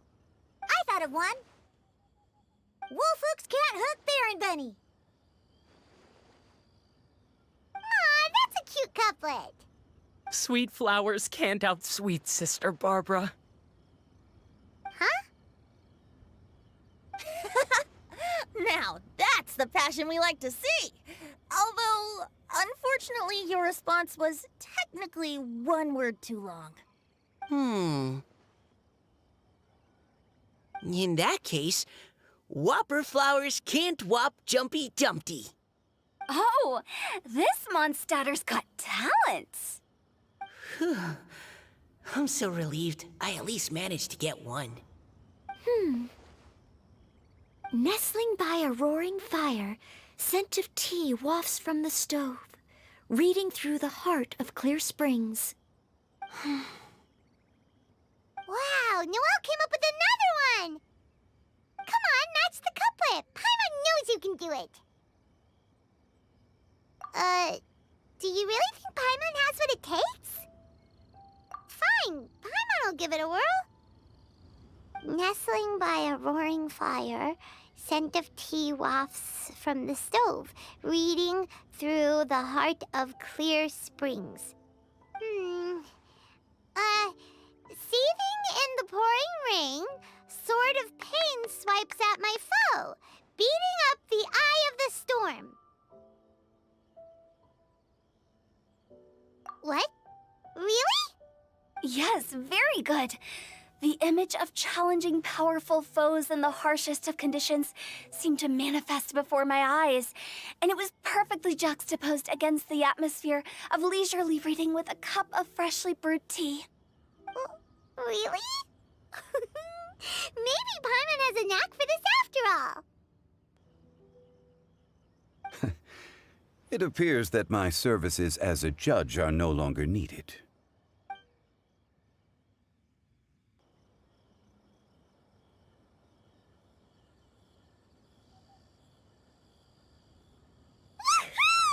Paimon's so happy! Paimon managed to match a bunch of couplets at the end. You did hear them all, right? I really enjoyed myself too. Oh, I never knew Liyue's couplet poetry was so much fun. You were amazing today, Noelle. You did so many couplets. Paimon especially liked your one about reading Heart of Clear Springs. Paimon never could have thought of that.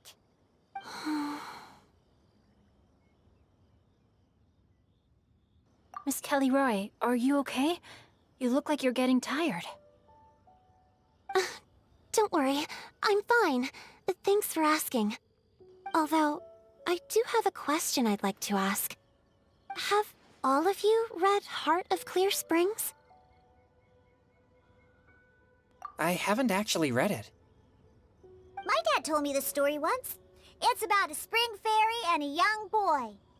Oh, yes.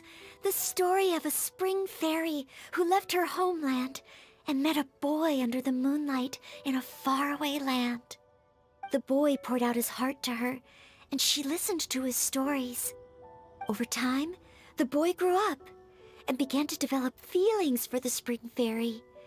But the spring fairy didn't understand human love and was afraid that making a promise to him would ultimately end in tragedy. And so, I don't know if Diona's father mentioned the part about the kiss to her. In the end, the spring fairy left the boy and was never heard from again. Ah, yes, that's it. Many years went by, and the boy became an old man, but he never stopped believing that the fairy was real and not just a dream. Sounds like a tragic tale. So, what do you guys think of the spring fairy in the story? I'm sure she made her decision with the best of intentions, but the boy couldn't hope to understand why she left. It's a shame that the misunderstanding never got cleared up. Well, do you think she should go back and see that boy again, if she ever had another chance? Now? But isn't he an old man by the end of the story? Isn't it a bit late? What if it just led to more regrets? Oh, sorry. Oh, maybe I'm being too pessimistic. If Paimon was that boy... Actually, Paimon would definitely want to see the Spring Fairy again, no matter how old Paimon got. After all, she's the love of his life, right? I see. Oh? Looks like the party's still going strong over here. Are you coming up with more couplets? Need my help? Stick to hosting, Tone Deaf Bard. If you get involved, you'll only match every couplet yourself and not leave any for the rest of us. I never knew you had such a high opinion of my abilities, Paimon. But the couplet games are all over now. Tomorrow's theme is freestyle poetry. Do we have to share our own poems with everyone? That's right. If you're not feeling confident, don't worry. It's never too late to register for Venti's Poetry Cram class. I'll sign up. Oh, me too. Hold on there, Buster. Before you start peddling your classes, just how much freedom is there with this freestyle poetry exactly? Aren't there any requirements at all? It's as free as the winds that blow, and there's nothing freer. There are no limits to genre, form, content, or anything else. So long as it comes from the heart, you're welcome to put it into poetry. Give it a try. There's no better chance to express your innermost thoughts. Whoa, that's almost too much freedom. Paimon can't decide which way to go. Our travels, or maybe all the food that the travelers cooked for Paimon. Will you come too, Kelly Roy? Paimon wants to see what you write. Oh, yes. I'll be there. Ugh, my nose is starting to itch again. All right, I shall leave you to privately ponder your poems and bid you all good night. See you tomorrow.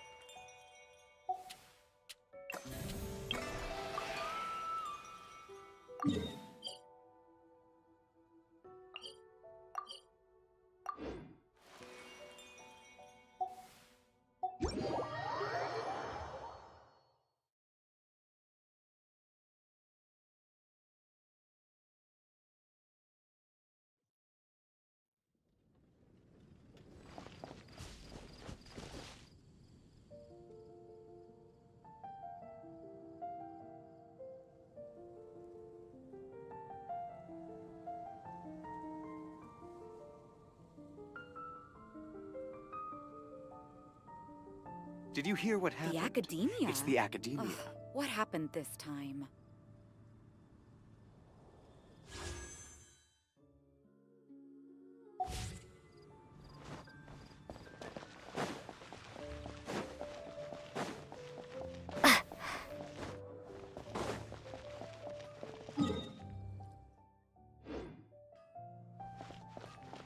Ad Astra.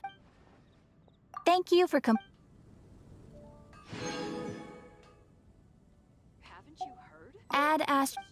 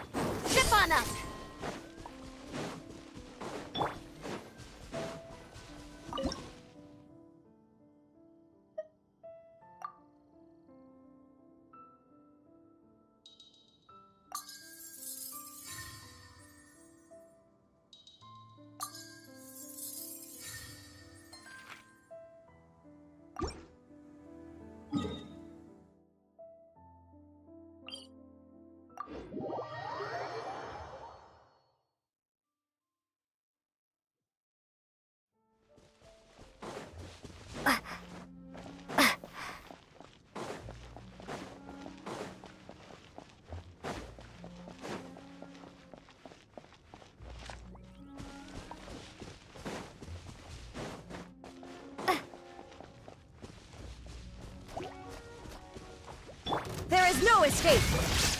Ha!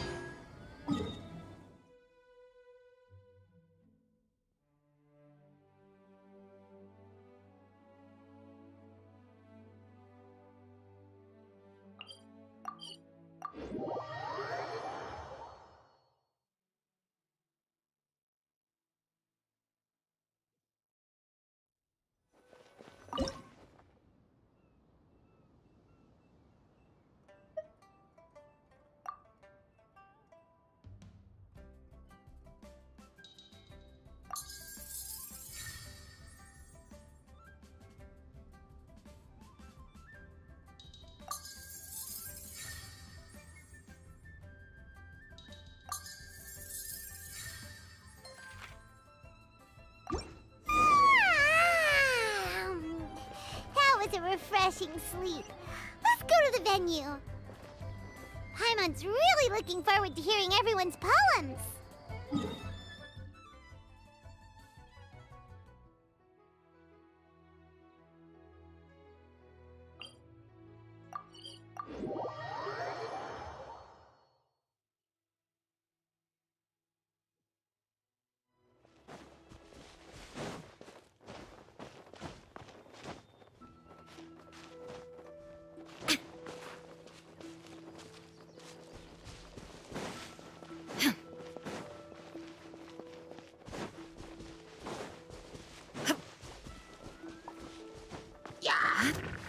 Shine down!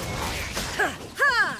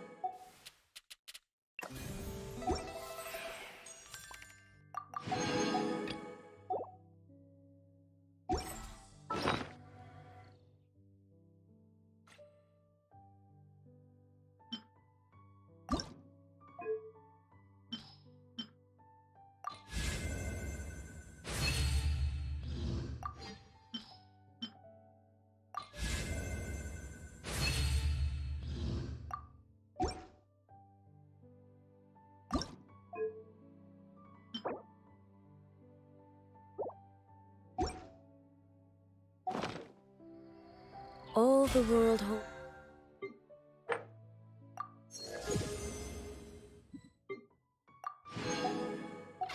Steer is but a backdrop of constant.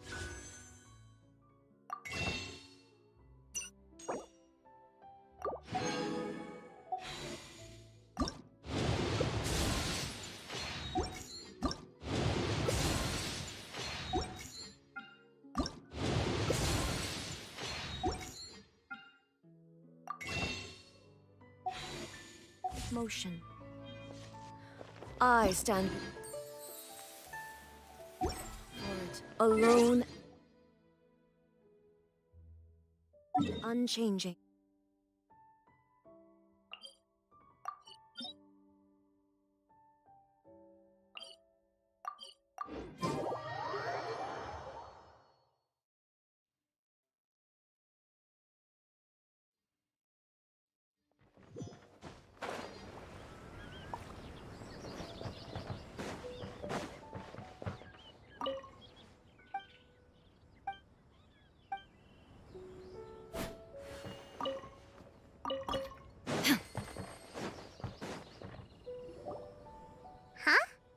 Looks like we're a few people short today.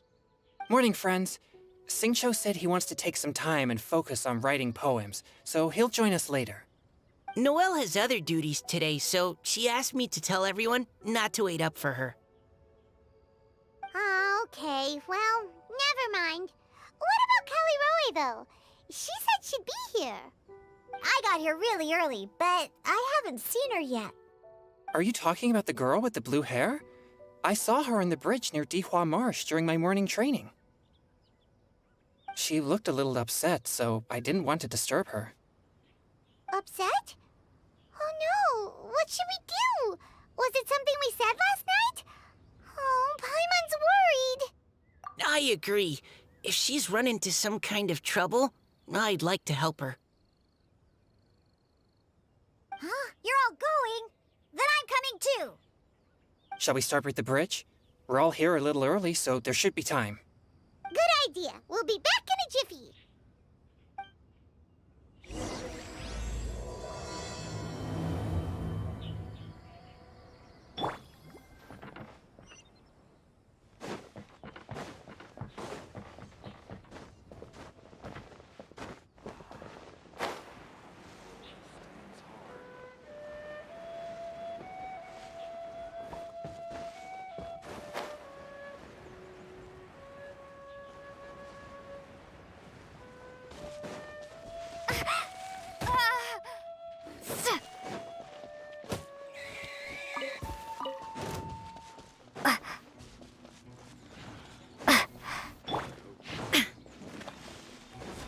Illusion shattered! Ha! Ha! Inazuma shines eternal!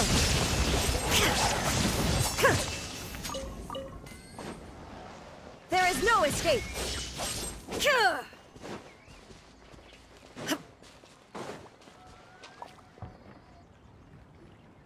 Oh, so this is the place? We ran into her here yesterday, too. She looked like something was weighing on her mind then as well. It's also not far from where we were dropping those leaves. Huh. Leaves? Oh, right. We were so busy matching couplets we forgot to mention.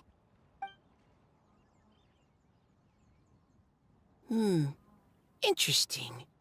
I wonder, could Miss Callie Roy have been the one who wrote that poem on the leaf? Hmm? What makes you say that? Oh, sorry. Nothing. Well, nothing concrete. Just a hunch, I guess. It's just, that poem on the leaf kinda gave me the same feeling as when I saw her yesterday. So much sadness. Now that you mention it, this is upstream from where we found the poem. Huh? Hey, look! Over there! Another leaf! Wow, you're right! And this one has writing on it too! After that leaf!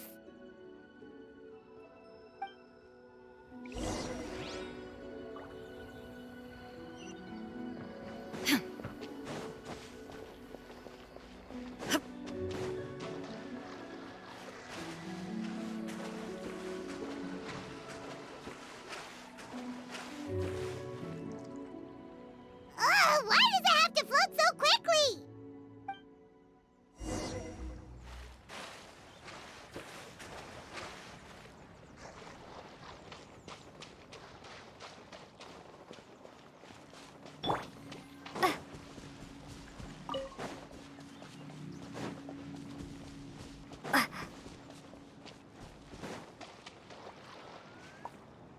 Can't you just fly over and grab it? But Paimon can't swim.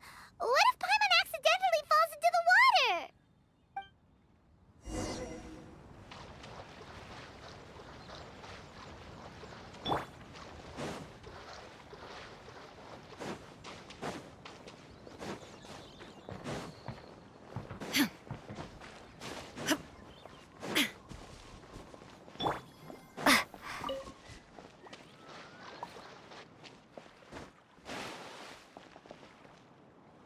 It stopped! No!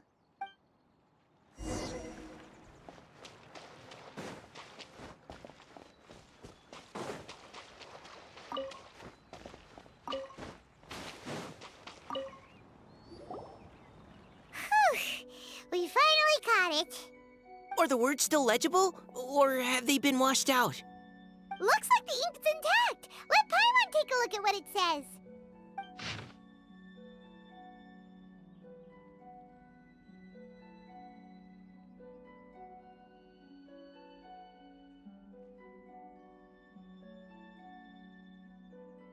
Huh? This is related to the poem we wrote in reply yesterday. She must have picked up one of our leaves. Spring. Young boy. It's looking a lot like Callie Roy was the one who wrote this. She seems to care a lot about that story, huh? Actually, when Paimon first saw her, Paimon was wondering, do you think... is it possible that... For wind strength. Everyone, please follow me.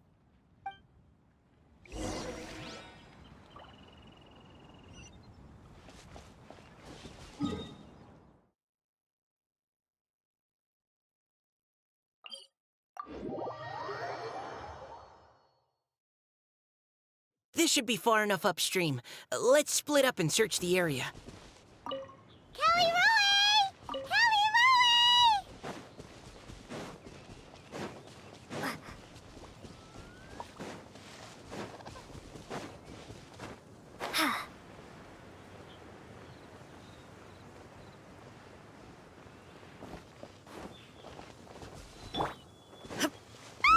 She's surrounded by hilly churros! Let's go save her! Illusion shattered. Yeah, da, da. Yeah.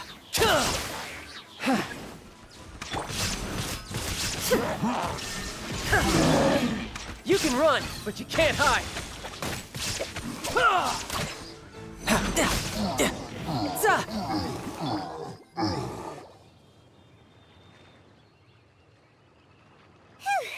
Callie Roe, are you okay?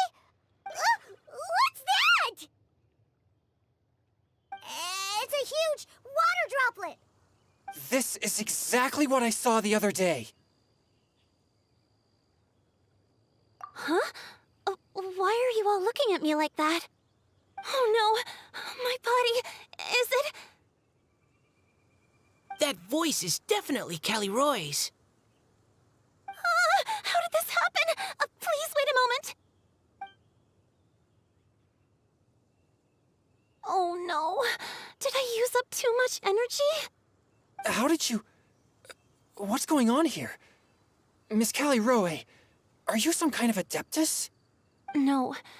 I'm so sorry for deceiving you all for so long. Actually, I'm an Oceanid who flowed here from Fontaine long ago. What's an Oceanid? Ah, the Grandmaster has mentioned them before. The Oceanids were the familiars of the former Hydro Archon. They all fled Fontaine after the Archon died and settled across the world.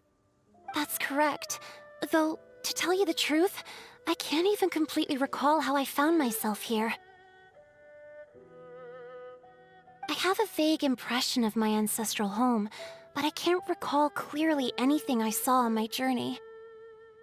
All I know is that by the time I arrived in Mondstadt, I had lost most of my power and couldn't even sustain a physical form.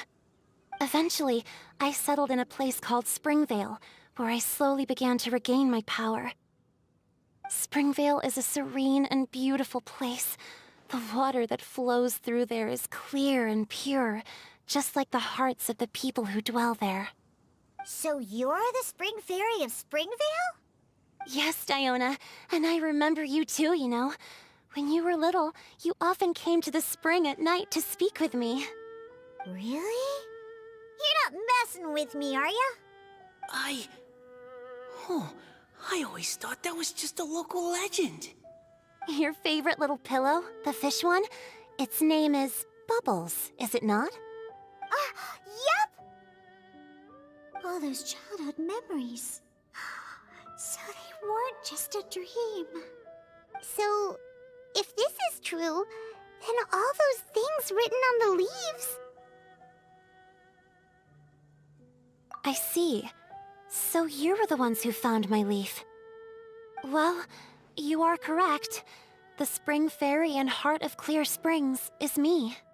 No wonder you were asking us so many questions about it. So, the boy from the story... is Finch. I always loved listening to people's dreams, and still do to this day. Whether they're beautiful, sad, or filled with emotions I couldn't understand at the time. One night, a little boy came to the spring. The tears that fell from his face were more fragile than a moonbeam, and purer than the morning dew.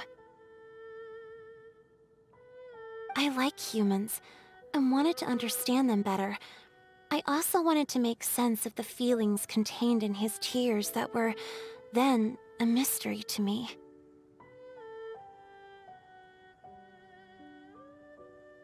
Yes, we often met under the stars, sharing our stories with one another. Sometimes, we'd stay up all night and see who would hear the first bird chirping from the boughs, or the first cicada of summer. Aw, that sounds But one day, just like the book says, I saw an emotion in Finch's eyes that I couldn't reciprocate. I felt out of my depth, in uncharted waters. But I knew all too well that we Lockfolk face a very different fate from that of humans. Whatever was happening, I didn't want it to lead to Finch writing a chapter of his life that he would later come to regret. So, I fled, and never appeared before him again. Oh, Caliroe. My strength returns very slowly, and even after decades, I can only sustain a physical form for a very short time. I once hoped that Finch would be able to move on, and meet me when the stars in the night sky have all gone out. But after seeing so many people's stories, and hearing about all their dreams, I have gradually come to understand Finch's heart. This feeling of wanting to respond to his feelings is surging relentlessly in my chest, and I can no longer restrain it. But I'm also scared. Scared that if I go and see him now, I'll bring nothing but disappointment, and even more pain when it comes time to part. Oh. It really is a difficult choice. Please go see him. Huh? I know Grandpa Finch, and he's a really kind person. When I was struggling to learn how to draw maps, he was always encouraging me, telling me not to give up, always keep trying, and get out there and have some adventures. He often tells me stories about his past, but I've never once seen a look of regret or sadness in his face. And even though Grandpa Finch loves adventures, he still stands there by the spring, every day, as if he's waiting for something. I believe that he's serious about his feelings for you, Miss Caliroe. He's never stopped hoping that he'll see you again one day. So if you want to see him too, then what are you waiting for?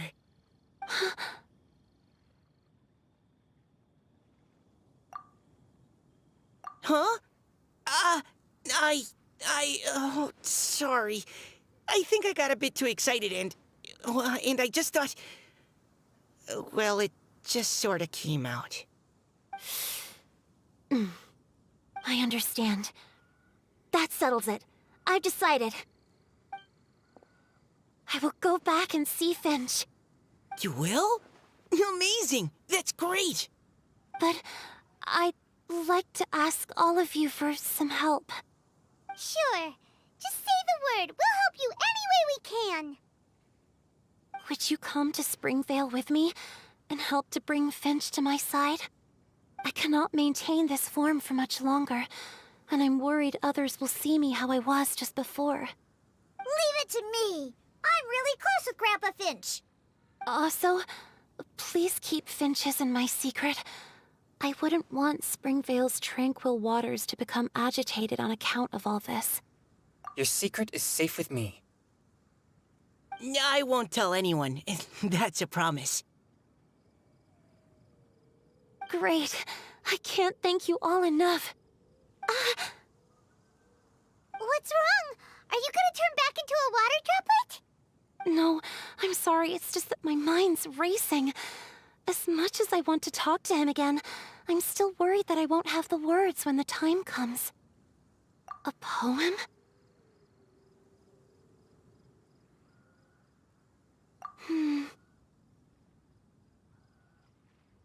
Okay, good idea. I'll write him a poem. And it will be called Heart of Clear Springs.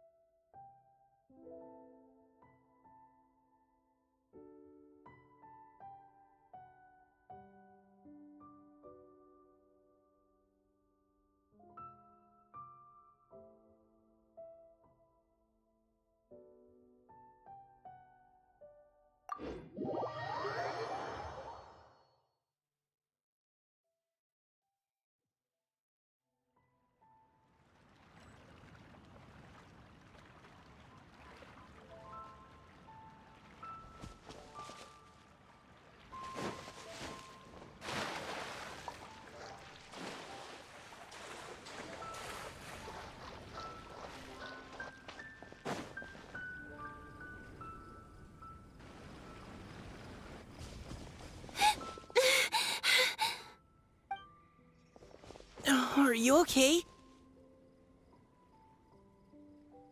It's nothing.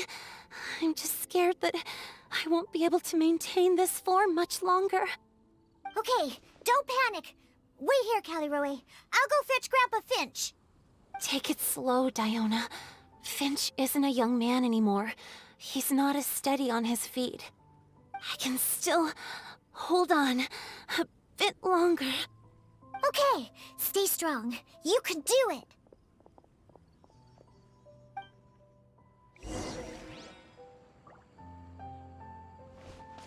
How are you holding up? Would you like some support, Miss Caliroe? You can also lean on Paimon if you need. Thank you, all of you. How are you holding? You can also lean on... Thank you.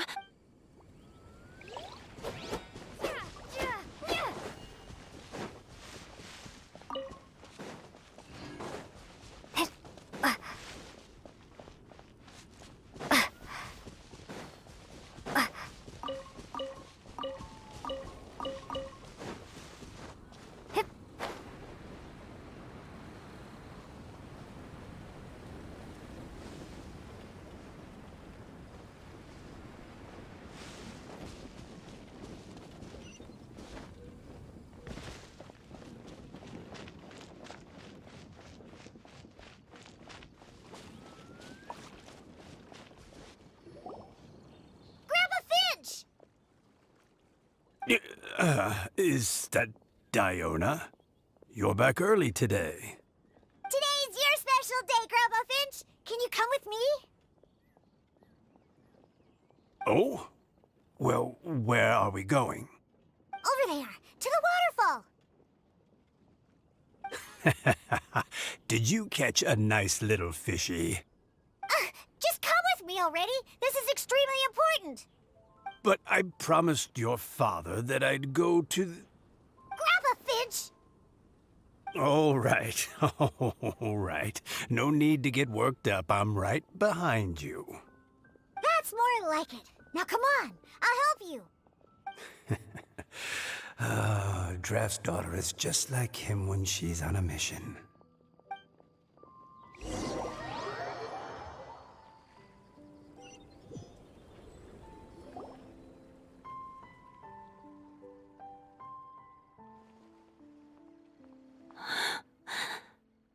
Over here! Over here! It's okay, Grandpa Finch. Take your time. What's all this? What are all these people doing here? Even Mika's here? How's work been going lately? And even some friends from abroad, if I'm not mistaken.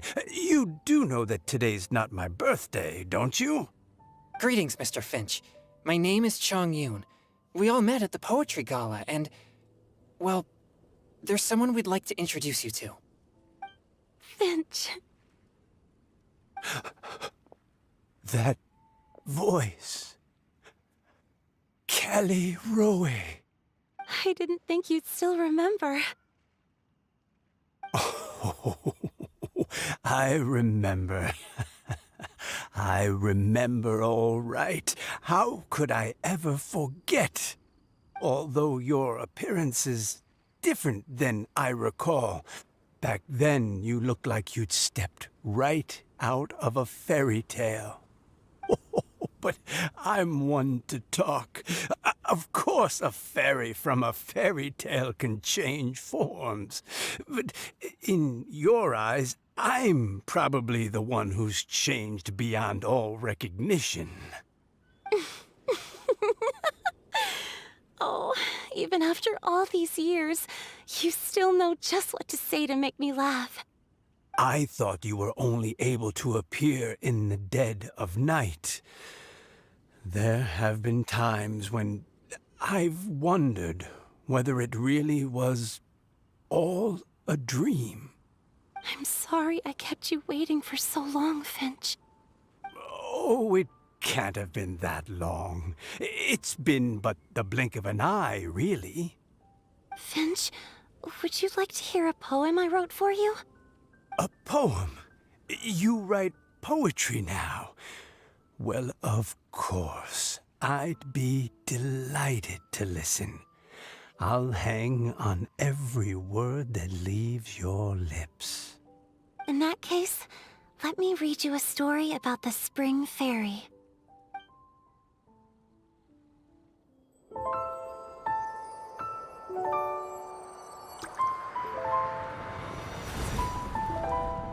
Far from my native land I roamed. In streams I slept, many seasons I met as the sun set and rose. I searched for a garden to call a home, and the moonlight ebbed as the water flowed. A soft breeze beckoned me unto a spring. Sleep, weary wanderer, your journey is over. May the dancing petals sweeten your slumber. At dawn, I hummed the melody of a distant stream, and the songs in the night serenaded my dreams.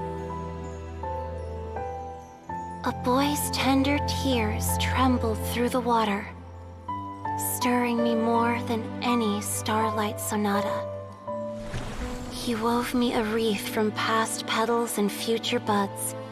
I crossed beyond the veil of dreams to the realm of flesh and blood.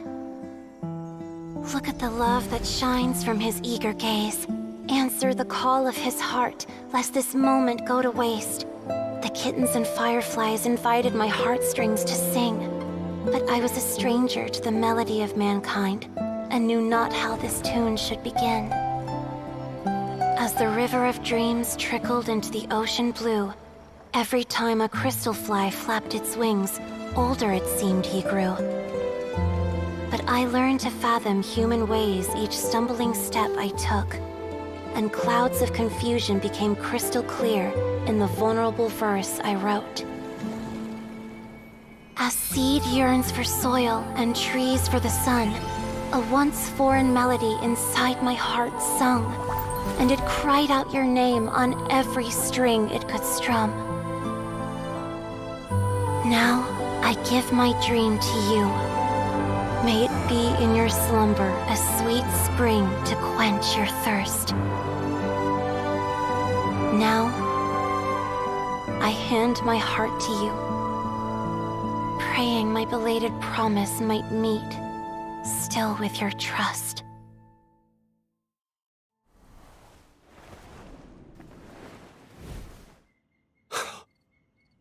Yes.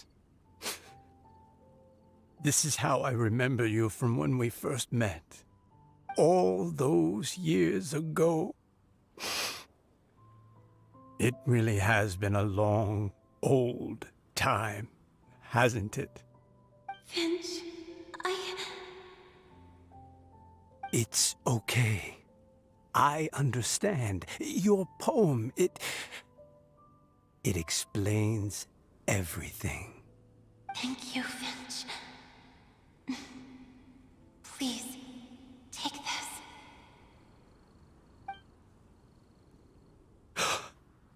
It's so beautiful.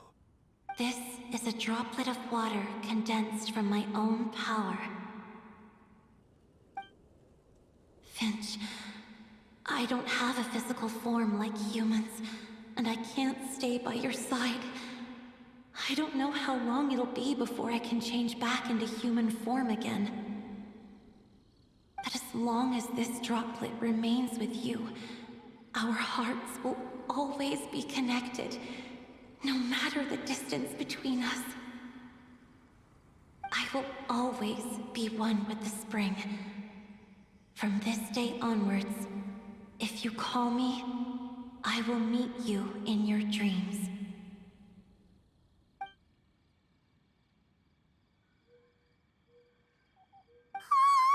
It's so romantic!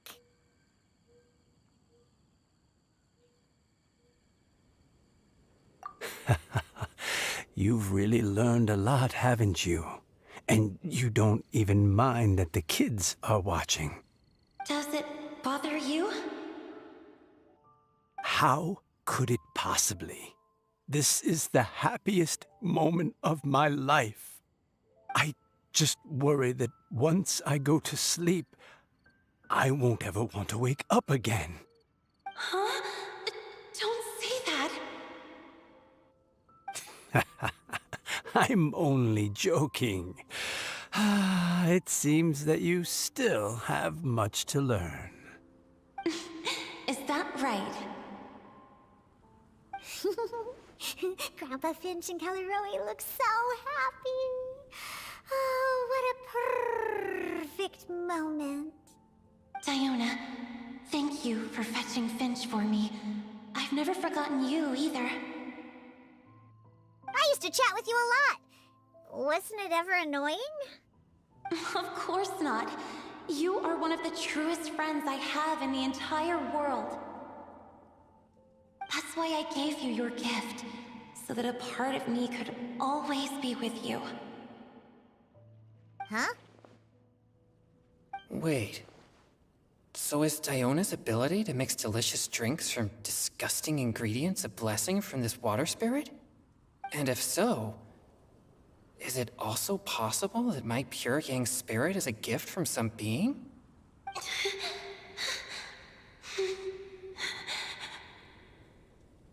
My physical form is about to disappear. Finch, Yes?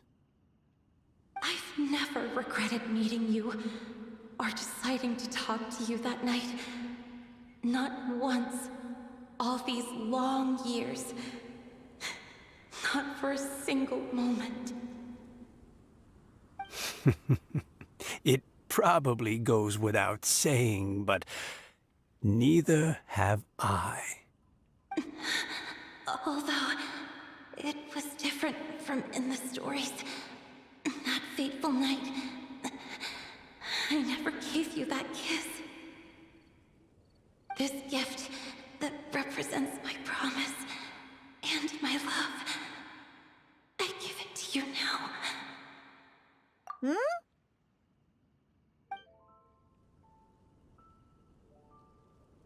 It's okay, everyone. She's gone now. What? But Paimon didn't get a chance to say goodbye. Grandpa Finch. Don't worry now. She hasn't gone far. Just like she said, she'll always be one with the spring, by our side and in our dreams.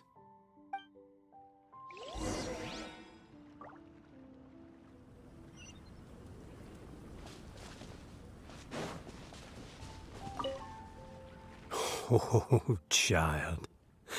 Let me stay here a little longer.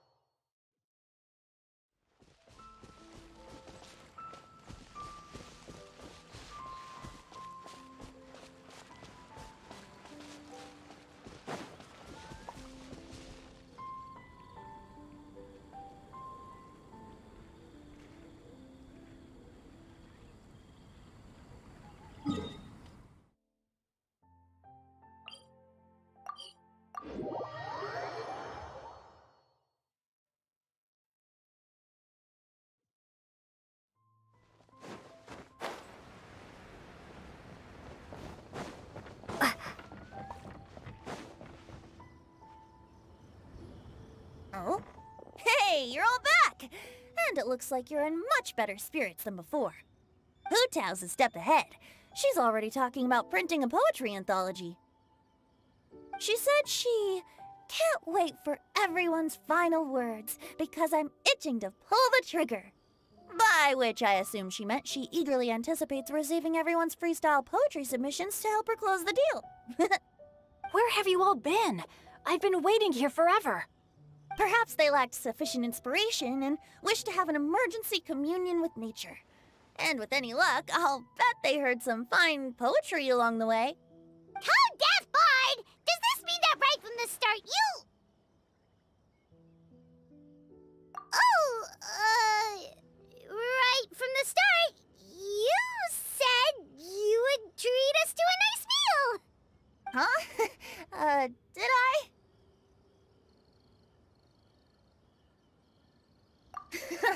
Very well.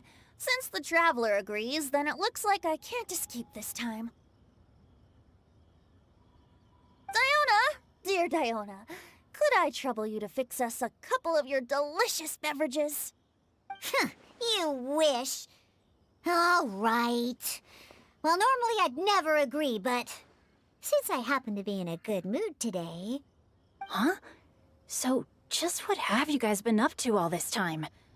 Why does it feel like there are some unspoken words hanging in the air here that everyone is privy to but myself? Really? Must be the breeze. You're reading way too much into it. Yeah, that's right. We're just, taking a walk. Inspiration walk, since it worked so well last time. So even Mika's in on it? Chongyun, how about you tell me what happened on the sly? I've just remembered that I heard about a haunted house recently that you'll definitely want to check out. I'm willing to bet that even your pure Yang spirit won't be able to scare off these demons. I appreciate the gesture, but no thanks. Not this time. And I'm starting to think that maybe this pure Yang spirit isn't such a bad thing after all. Huh? What the? What's gotten into you? Okay, that confirms it. I call shenanigans. Something big definitely went down here.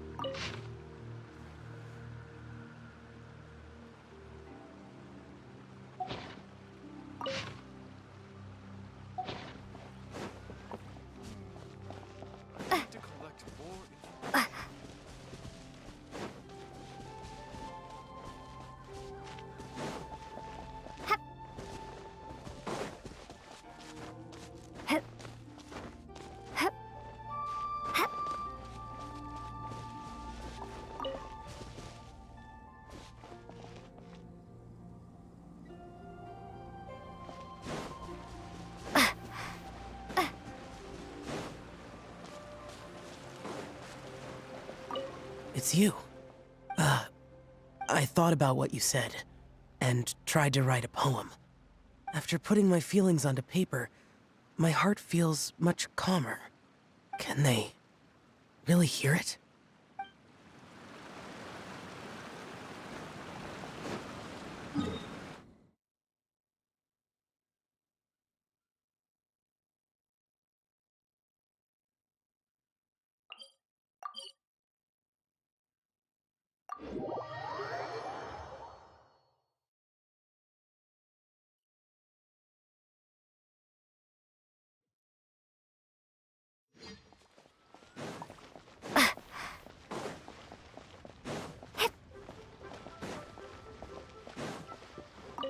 Now then, didn't you say you wanted to publish a book? Yes, I do. So, where's the book? It's in the works. Just waiting on the poems. And where are the poems? They're on the way. Look, I'm sorry, Director Who, but how do you expect me to talk business with you when you don't even have the poems yet? I just figured while we're waiting, we could discuss terms in advance. Well, I need to see the content to decide if I even want to sell it, let alone how much to sell it for. Oh, come on. I showed you a sample already, and it was some of my finest work. Besides, you only need a few highlights to sell an anthology. You think your poem 15 Tenderloin Steaks will carry the whole book, do you? That and square meals in the basement. My consultant, the erudite Mr. Zhongli, described it as a meticulous masterpiece. Oh, quote that on the cover. It'll practically sell itself. Director, we're a small business. If we invest money in printing and nobody buys it, it's my bottom line that's affected. Don't you worry. I guarantee you, when this anthology comes out, it will take the world by storm. Gods and ghosts alike will weep. As a matter of fact, I heard a ghost crying on the way here. If you don't believe me, I can bring it over. There'll be no need for that.